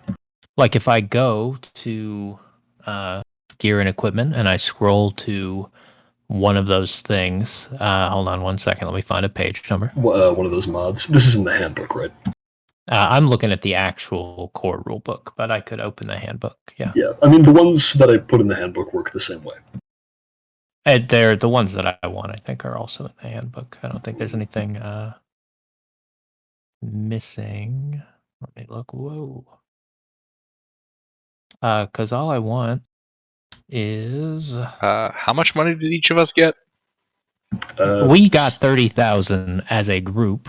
Really, one of us got 30,000, and I'm hoping I will be allowed to purchase some equipment. You can do that. There is a certain other thing that you could purchase with it and still have some money left over. Right, that's what We my need a question was. spaceship, Yeah, what does a but I need to spaceship be able to cost? shoot things. So we can get to that, but first I wanted to handle the mesh bag for your comlink. Right, like how much that would cost, first off. The bag or the ship? Yeah, the bag. Well, both, but we can do with the bag first if you want to. Right. So before you can find out what the bag costs, you have to actually find one for sale, and they're not the most common. It is going. Go ahead. Yeah. So it is going to be a difficulty 3 streetwise check due to a combination of the specificity of the thing you were trying to find and the economy of this place that you're in. Okay. Knowing that would be difficult, Master Braytak, Yes, what? Yes. how streetwise are you? Well, I would say, I'm. If we were speaking metaphorically, I'm ranked 1 in such an endeavor. Because I'm thinking that, given your expertise in this field and the fact this is your home location, it might be better for me to assist you in locating a signal blocking bag, Yes, rather than the other way around. Yes, you see, I specialize in sales and transactions. Exactly. You are a buyer and seller of goods. Yes. And services with money. Very good, yes. Yep. So, Braytag, how many streetwise is... You guys have it on your character sheet. I can't actually see it without opening the... What stat is it again? It's cunning. It's cunning. Yeah, so what is your cunning, Braytag? It's a 3. It's a 3, and what's Devati's? 2. 2, okay. And Braytag has 1 rank in streetwise. How many does Devati have? I also have 1. Okay. So then he can't benefit from skilled assistance, so Devati could give him a boost die. However, I'm going to say that because this is like Braytak's home turf, he can upgrade his side of the check once. And the boost die, or just the upgrade? I'm just asking. In addition to the boost die. Okay. So it's difficulty 3. What am I doing? So upgrade 1 green into a yellow for streetwise, and add a blue die, and then you're also rolling 4 purple, or 3 purple, or 4. Well, hold on. So he has 3 cunning and 1 rank in streetwise, right? Right. Yeah. So it should be yellow, green. Yellow, green, and then he upgrades 1 from the benefit that I gave him. Yeah, so yellow, yellow, green, blue. What's the rest? That. 3 purple. Yep, you are able to find Hey. one. And now let me look at the rules for that.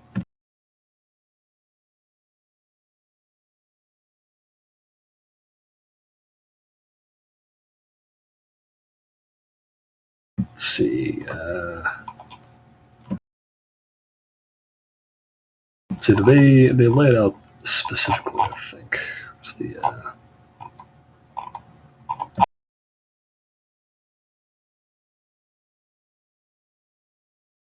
I could have sworn there was something in here that says. Let's see. That's for selling. Let's see.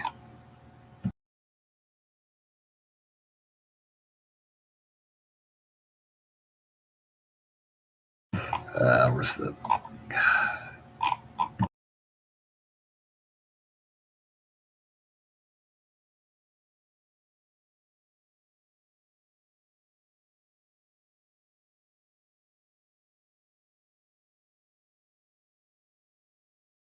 And I could have sworn there was like a little chart in the book somewhere for doing that.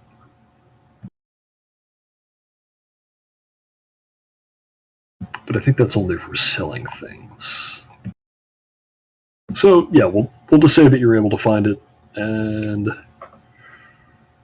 yeah, nothing else happens because it's the end of the session, and I don't feel like it. Okay, how much? Let's see, for something like this, we'll say it is.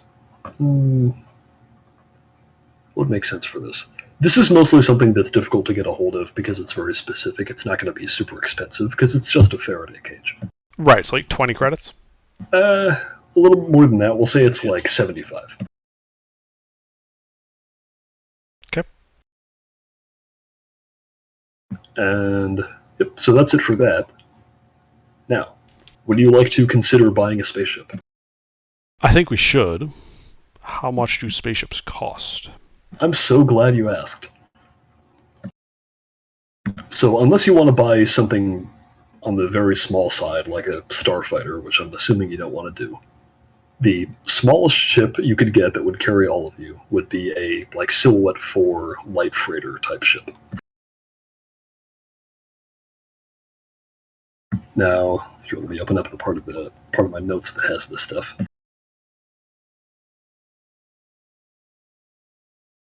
So we're talking something like the Ebonhawk.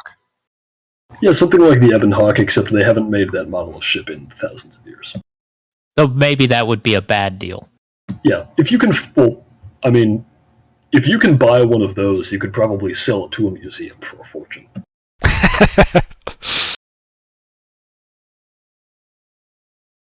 All right, but let's see here. You find an Ebonhawk class ship and like an iceberg on the outer rim. You crack it open. The nav computer activates a hologram. For thousands of years, I've laid dormant. Yes, yes. So to buy a ship like that, you would need, the total cost of the ship would be about 100,000. However, you can get one on loan for a down payment of 25k, we'll say. Okay. Which you might be able to negotiate around with when you actually buy the ship. That's like the base. Okay. So that would leave us then $5,000 of the bounty left over for people to buy equipment with. Yep. Is that sufficient for people's needs? 5k is still a good bit of credits. So when you put the R by some stuff, like Wait, R- 5k divided how? So let me Depends answer on what Andy's people question want. first. The R means that an item is restricted, meaning that it is. You can't buy it during character creation, and if you want to find it, it's like extra hard.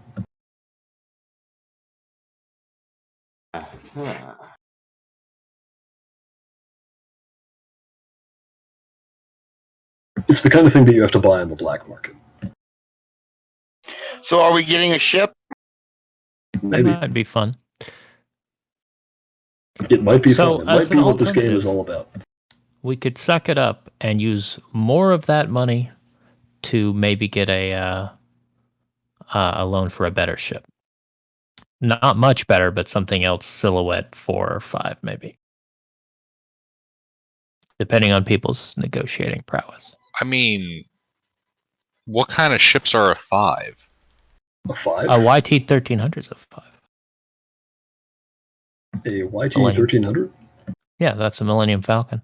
Pretty sure the YT, or wait, is that right? That says it's a 4 in my book. Yeah, the YT 1300. Oh, I'm sorry. is a I'm looking at the top. That's the previous ship from the other page, I think. It- It's a 4, and so is the 2400. You know, can we have like a screenshot of what we're looking at here? So if you're looking in the book, I would suggest that you not. I don't have the book.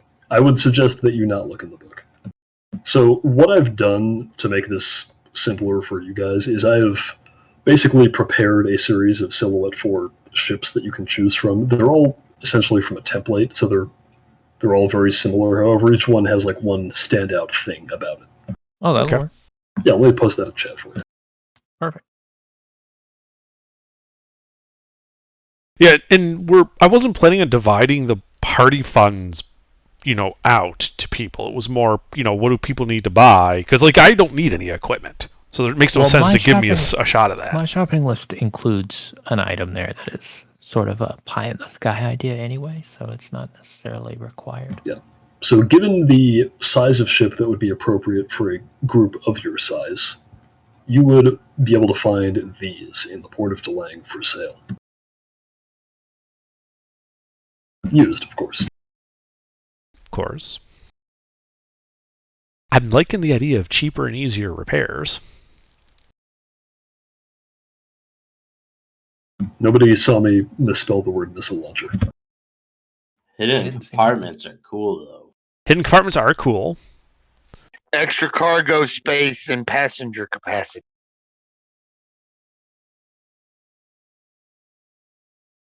I don't know. I kind of like the YT 1210 as far as it's Millennium Falcon-esque.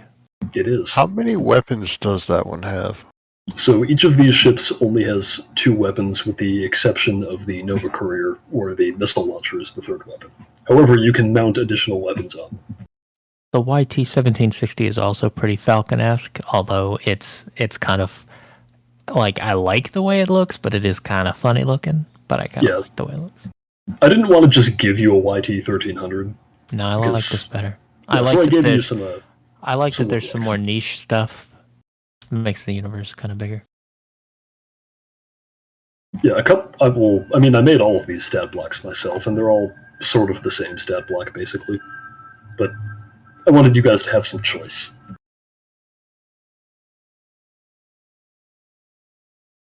Short hauler gives us bonuses to social checks. I'm not really sure. Yeah, so I can go into a little more detail on that one. What that one does specifically is actually, let me see here.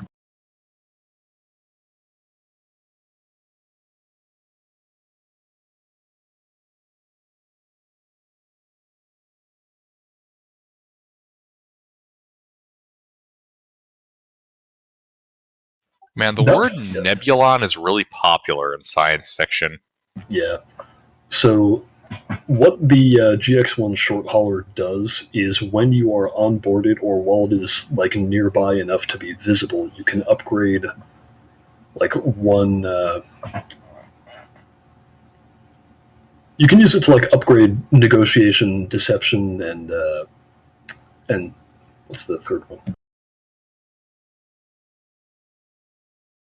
Charm? And charm. Yes, and charm. Basically, the GX1 short hauler is sort of like the, how would I describe it? It's meant as a ship for dignitaries, so it has a positive reputation. People will find you less threatening when you're in that, and you can use that to your advantage. People will find you less threatening until you see his fucking More crew. more like less suspicious. We are pretty suspicious, so Yeah. So, for example, Imperial patrols might be less likely to detain you, for example. are we being detained? I can't tell you that at this time.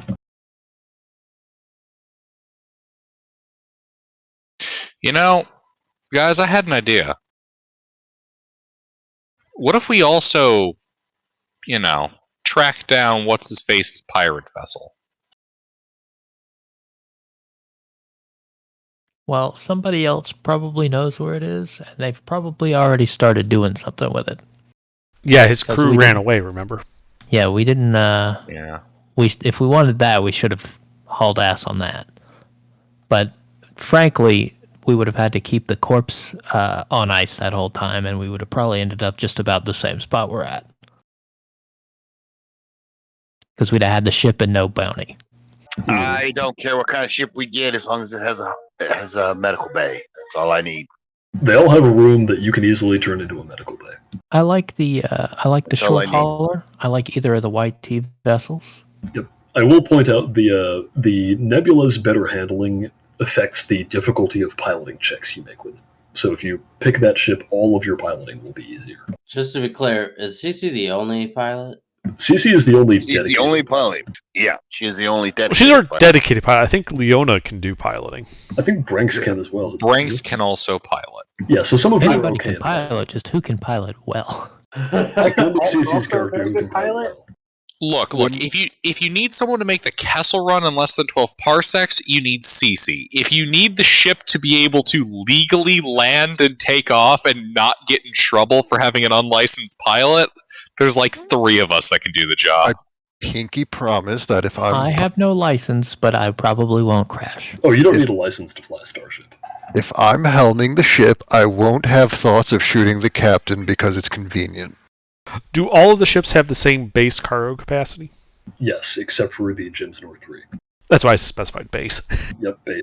Yeah. All right. I mean, I'm liking the short haulers because it's less likely we'll get hassled, Mhm. and it'll be, it looks more dignified when we show up in it, and then when our crew steps off, it just leaves it goes from dignified to just what the fuck's going on, rather than oh god, run away.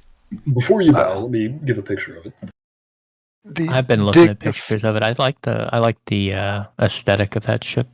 The dignified crew does need a strong escort since they are a very high value target. So yes, it would make sense to have 2 Mandalorians on a ship like that. To some degree. This is what the short hauler looks like. See now I really like this ship. This looks really nice. It is a cool Yeah. looking ship. I think it was in Clone Wars. Yeah, I can go along with that. I can get behind that ship. Yeah. Yeah. I'm down. Which one is this? This Short is the short hauler. hauler, the one that gives you the social bonus. I'm surprised you went for this. I was expecting you to go for something else. When I was making these, I was expecting you to see missile launcher and then just creaming your pants and going for that one. How expensive are mounting more weapons on these things? I would have to get back to you on that. It's not cheap though. Is it several thousand, a few dozen thousand? I didn't work anything out in the in my notes for that. Let me just check the book. So how much would that ship cost us? It would cost us 25 up 100,000. front, and then we'd have to pay the down payment for then a loan we'd have to be paying off. Yeah, so the base cost of the ship is 100K, and then you can get a loan to pay it or to buy it with a default down payment of 25K. You might be able to negotiate that down, but that's the base. Okay, so we only have 30, so Right. So I think we're agreed that we want to try to get the short hauler. So what other equipment did people want to buy before we buy the ship?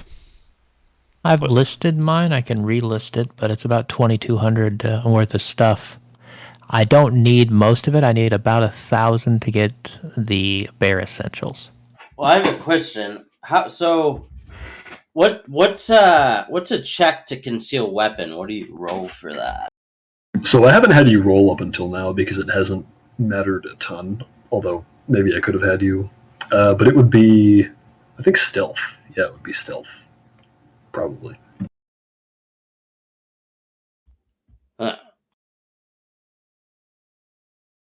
I need. I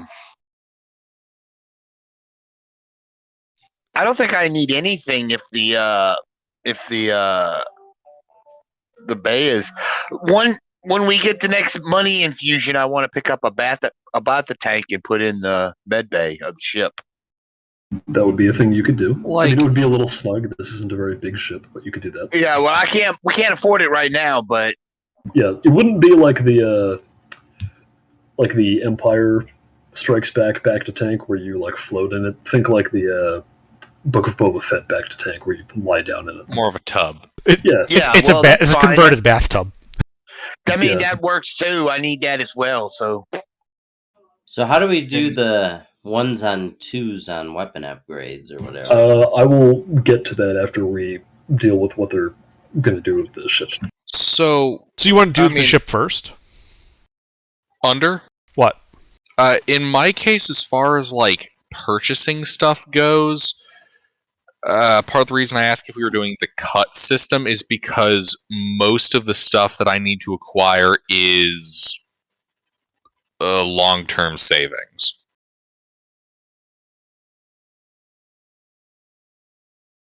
Okay. well, we pick up the ship. Everybody picks up a few For extra example, weaponry, and like, then we can ready you know, to move out. Long-term, I need to pick up a jetpack, that type of thing. That's why I asked if we were doing the cut system.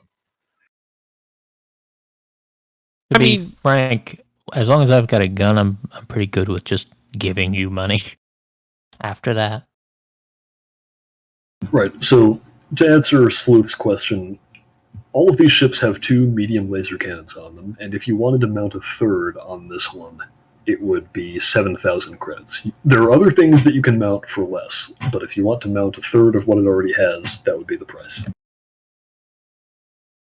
Yeah, given our recent history with flight, I'd say if we can get a discount on it, we pitch for another mounted weapon.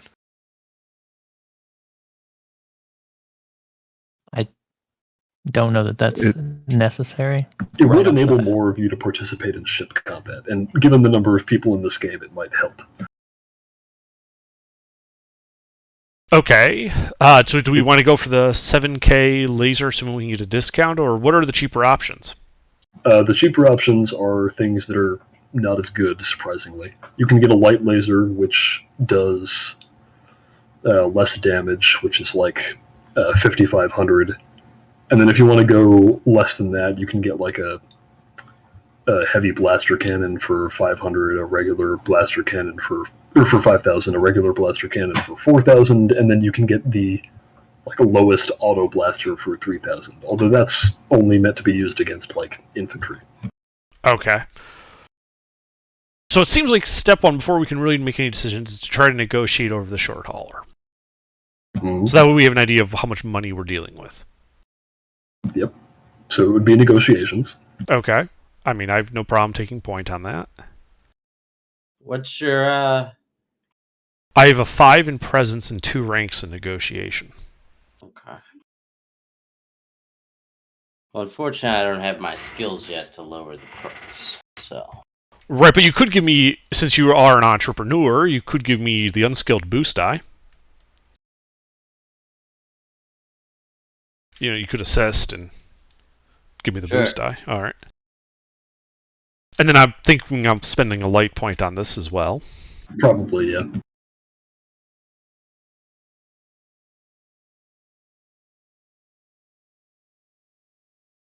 Boost. let me- All right, so let I've me got see. 3 yellow, 2 green, a boost, and what difficulty should I roll? Give me a second here.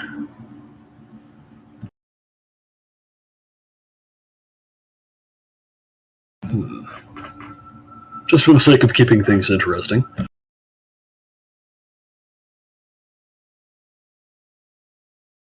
Turns out the guy who wants to sell you this, or actually, well, you wouldn't be negotiating with him, you'd be negotiating with the bank because you're getting a loan. Okay. And it turns out that they are real sticklers. I mean, they're banks, yes. They are banks. So the difficulty will be 3 purple and 1 red. Fucking Wow, banking, man. wee! All right, here I go. Fistful of dice. Don't fuck us. I did not Oh, fuck us. He's done well. You have done very well. All right. So your normal down payment would be 25K out of your 30. With a good roll like that, I think rather than trying to ascribe something to each of those symbols, we will just say that gets you.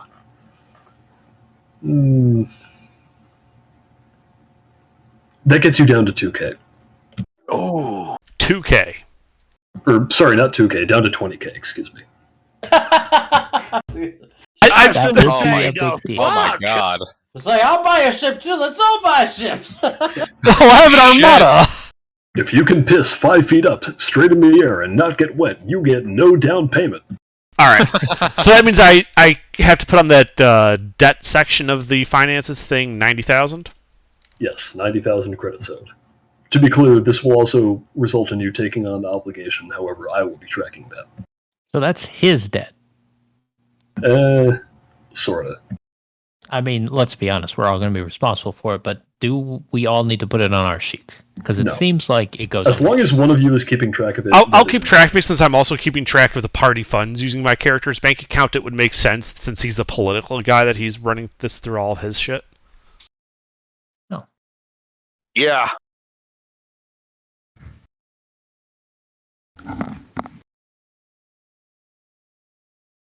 Okay. So, yeah, I owe 90,000 credits. We spent, or 80,000 because it was 100,000, and we have a 20K down payment. Yep. So after that, you have 10K left from your recent windfall, Okay. and you are now the proud owner of one GX1 short hauler. Excellent. Does anybody have any problem with spending the 7 to put another medium laser on this thing? As long as I get my gun, not really. Well, it still leaves us What are 3. the other 2 guns on it? Medium lasers. Okay. Okay, so we'll upgrade it then. Ooh, actually, I should say this for. I'm just reading these numbers out of the book. I haven't thought about these at all. But you can get a heavy, which is slightly better, for only 75K or 7,500. Excuse me. Fuck it, let's do it. No, Yeah. seems reasonable. I figured you might want to go for that, so I made sure you know. Okay, yeah. Yeah, so we got a heavy laser and 2 medium lasers on this thing.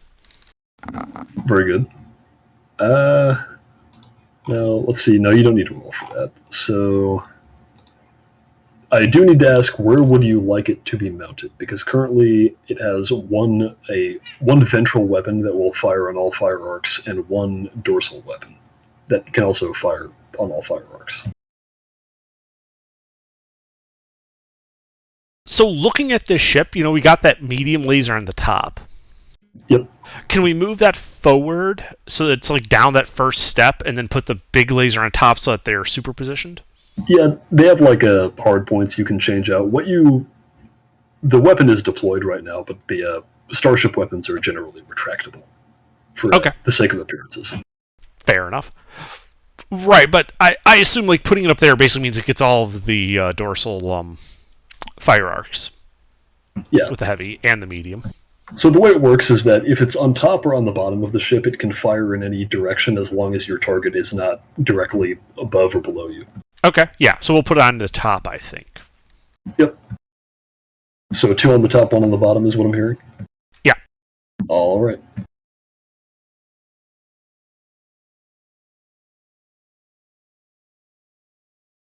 And so I would suggest you take a few minutes to discuss what you want to spend any remaining money you have on while I prepare your sheet for you. Okay. So I don't see any problem with giving Tix $1,000 to buy rifle stuff. Great. Anyone got a problem with that? All right, Tix, you get $1,000. I'm just transferring you straight. You get put 1,000 credits on your sheet, spend it as you will. And I think Brenks wanted some money to save up. Anyone have a problem with giving him $1,000? Nope. Nope. Okay, it leaves us $1,000 left. So Brenks, I just gave you you put 1,000 credits on your sheet. Will do. All right. What? Anybody else? We got 1,000 credits left. Don't suppose anyone has black market contacts I could get some grenades off of. That would be a question for Braytac. Yeah.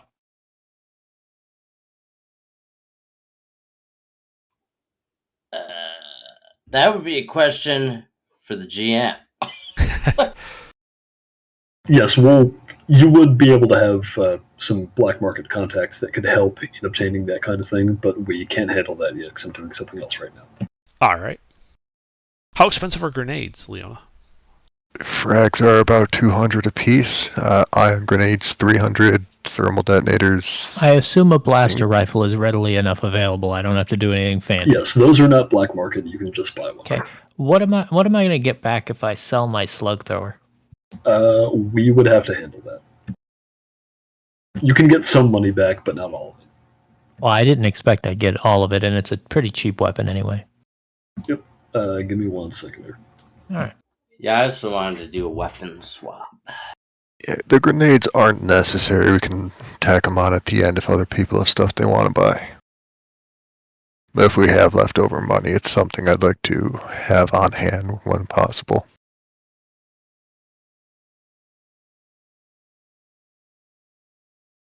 Yeah, we can't afford a thermal detonator. For sure. That's 2K.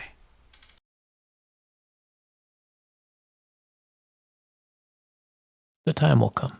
Mm-hmm. It's also like, where we want to go from here, and seeing that we just bought a freighter, we might want to see if there's any cargo that we could take as a contract to haul from here to our destination. Mm-hmm. That's what I was going to suggest, but that way we could also pick up some extra credits just hauling legitimate cargo from here to Nar Shaddaa. Yeah, I know I got a question for Pete about timetables. Yep. That'll all come in a second. Yep. I will be back in a couple minutes. It's also getting late, so if Pete wanted to give us the ship and then be like, we'll figure everything else out next time, I understand. That would be a good way to do that. So that would give him a chance to figure out, since he knows we're probably going to go to Nar Shaddaa, then we're probably going to want to get a cargo contract. And also where people are going to get black market-y type shit. Yeah. Yeah. Because I know certain people are doing bookie type stuff. I know part of me is wondering if it's possible to pick up a couple of odd bounty jobs.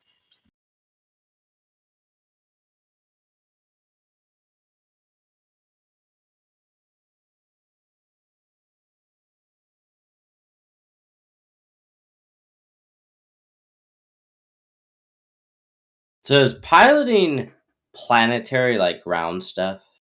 Yes, piloting planetary is for things like speeders and air cars.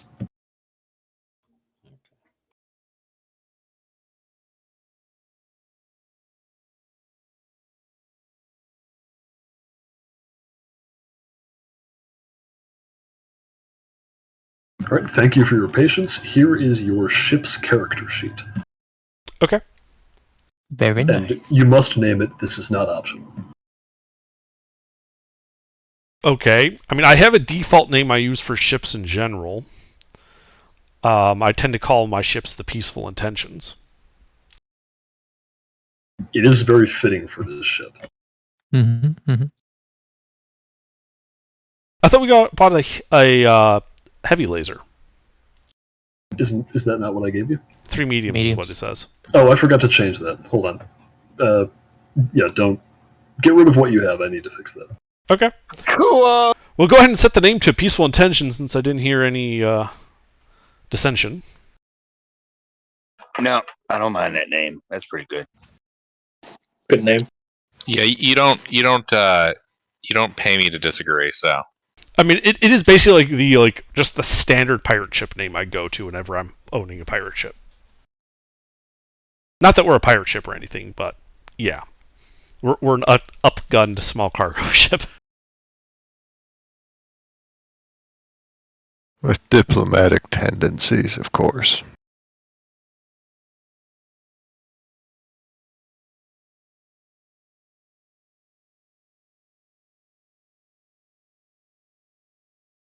We're ambassadors from Alderaan. We're on a peaceful mission.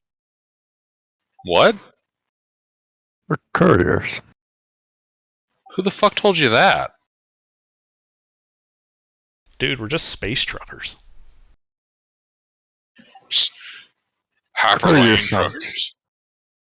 Courier sounds nicer. But yes, it's the same thing. There we go. We're delivery guys. We're delivery guys. We're truckers. In The space. Imperial officer kind of like leans to the side a little bit. He sees the Mandalorian sitting in the back. Uh-huh. It's a dangerous galaxy out there. Mm-hmm. Oh, let me guess. You're just a simple man trying to make your way in the universe. That is yeah. Never heard that one before.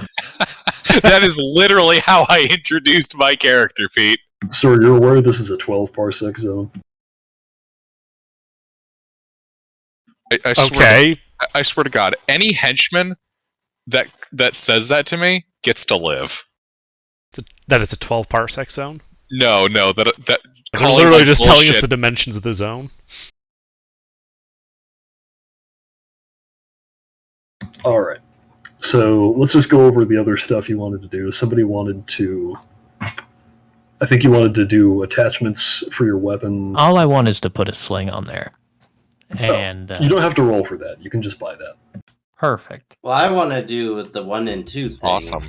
Yes. There's something else So- I wanted, but I don't need it now, and it's more than I can afford given all of our other purchases. So that's Mhm. good. And he, let's see, Braytak wanted to purchase mods for his duelist grip attachment.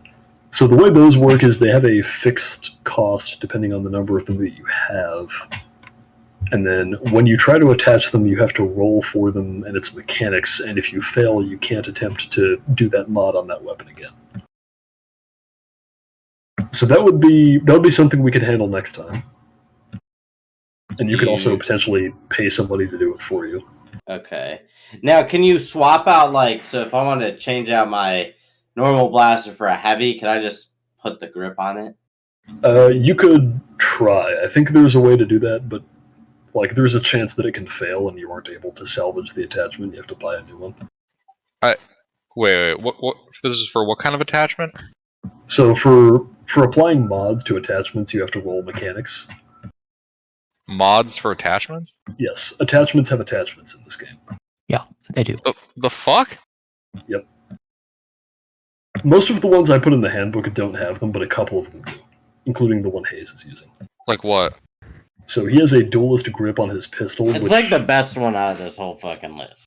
So the reason I made that one specifically so that it would be viable to just have one gun, because a lot of characters in Star Wars have that, but the way the game works by default, there's kind of no reason not to go for like a rifle. So I just added that to compensate. So here's a question, Pete. Mhm. What's the check that has to be made with something like a duelist grip? It's mechanics, if you want to add mods to it. And that's for all Intelligence. attachments. Yeah, it's intelligence mechanics. Good to know. It is a career skill for me. It's not great where I have it now, but it's not terrible. And I think other people wanted to do things. Yes? Attaching a sling doesn't cost anything, right? No, you have to pay for that. I mean, like, I don't need to worry about, breaking the gun. Yes, attaching attachments is fine. Attaching mods to your attachments is when you have to roll. How about Okay. selling my slug thrower? That you would also have to... Actually, let me check. We might be able to do that now, and then that'll probably be it. Where are we? They're able to travel faster than light through hyperlanes, but they still don't have a better alternative to Picatinny rails.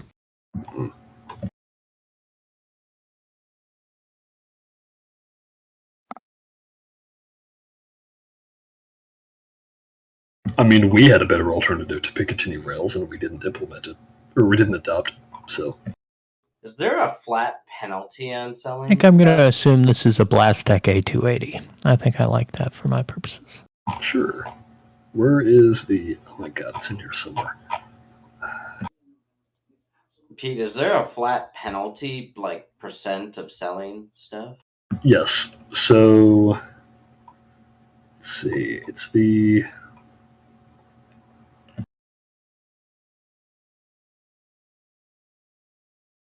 Where's the skills section? Yeah, so selling things is also streetwise. And then depending on the number of successes, it will be a different fraction of the original cost. So, let's see, the difficulty for this, it'll just be a... You're just trying to sell a slug thrower? Yeah. Yeah. Just like the Difficulty 2 then.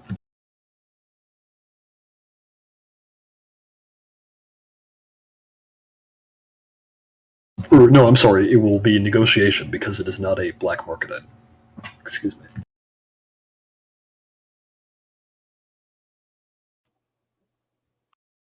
same roll for me. Beh. Yep, so you are able to sell it, but you are only able to sell it for a quarter of the original value. That'll do. Wasn't really worried about how much I got. Yeah. I'm not sure if that's exactly how it's supposed to work, but whatever. Alright, So so what kind of weapon did you upgrade to, AGR? Just a blaster rifle with a sling. yeah, so now you should be able to shoot at long range like you want to. Now I can shoot at long range. And if I can get that next mod, I'll be able to shoot at extreme range. Hey. Alright. We and did I not think discuss that- XP. I think that is where we will call it, and you will get another 20 XP. Ooh. Hey, Pete. Yeah. Remember when you started, you said something about, like, if people wanted to change something, they could do that. Since this is my first game, like, if I want to completely, like, change something, can I do that? What do you want to completely change? My whole character? You're welcome to do that. Okay. Would you like to remain the same person? Yes. Okay. So, in the interest of... Well, because this is a game that we're all new to. Very little has happened that couldn't be hand waved, I think, for Yes, his exactly. character. We're going to hand wave it. So Yeah. everything that already happened, but all of the stuff that me and Hayes have said about Braytek's backstory may be different, and the things that Braytek is able to do will be different, and it'll be fine. Just make sure you have your character sheet for me to look at next week. Yeah, well, now knowing how combat works and some of these skills that are actually used, just have some different thoughts. What are you thinking on doing? I've already been building one. Oh? It's more in line with what you'd imagine Master Braytek to be. Oh, so you're building a combat guy. Yes, a melee combat guy. Ah, that's cool. Neat. Yes, let me just put it up. Pete, I quartered the value of the weapon, and I rounded it down because I don't want to have. Yeah, I would rather not have 62.5 credits, so I gave myself 60 credits. Do what you want. Okay. Yep, so the party gains another 20 XP, and yeah, that's it for this week. Cool. How did you like that? That was I fun. had fun. I had a lot of fun. That was good. Yeah, the this whole sort of starting part on delaying went very differently from how I originally planned it, but I'm happy with how it turned out. So if your starting XP is 100, you'd have an additional 40. Now? Yes. So if your starting XP is 100, you got 20 from the first session and 20 from the second session, so you would have 140. Which means I now have improved inspiring rhetoric. Which means that when I take my action to yell at everyone to shoot better, one ally for each success I get with that, I get to give a boost die to. And that's when it gets really good. Now, Pete, so they said this, I want to make sure it's right. So with melee weapons, because otherwise this whole build's stupid and I won't do it. For melee weapons, when it says +3 for damage, it's 3 plus your brawn? Yes, it's 3 plus your brawn. Okay. And the max number for a skill thingy is 6. The max is 6, yes. Okay. And I think at character creation it's 2, right? At character creation is 2, but I mean, he could just choose to spend XP after character creation. We're going to treat it as if he created his character with 0 XP, and then he got 40 more XP to spend.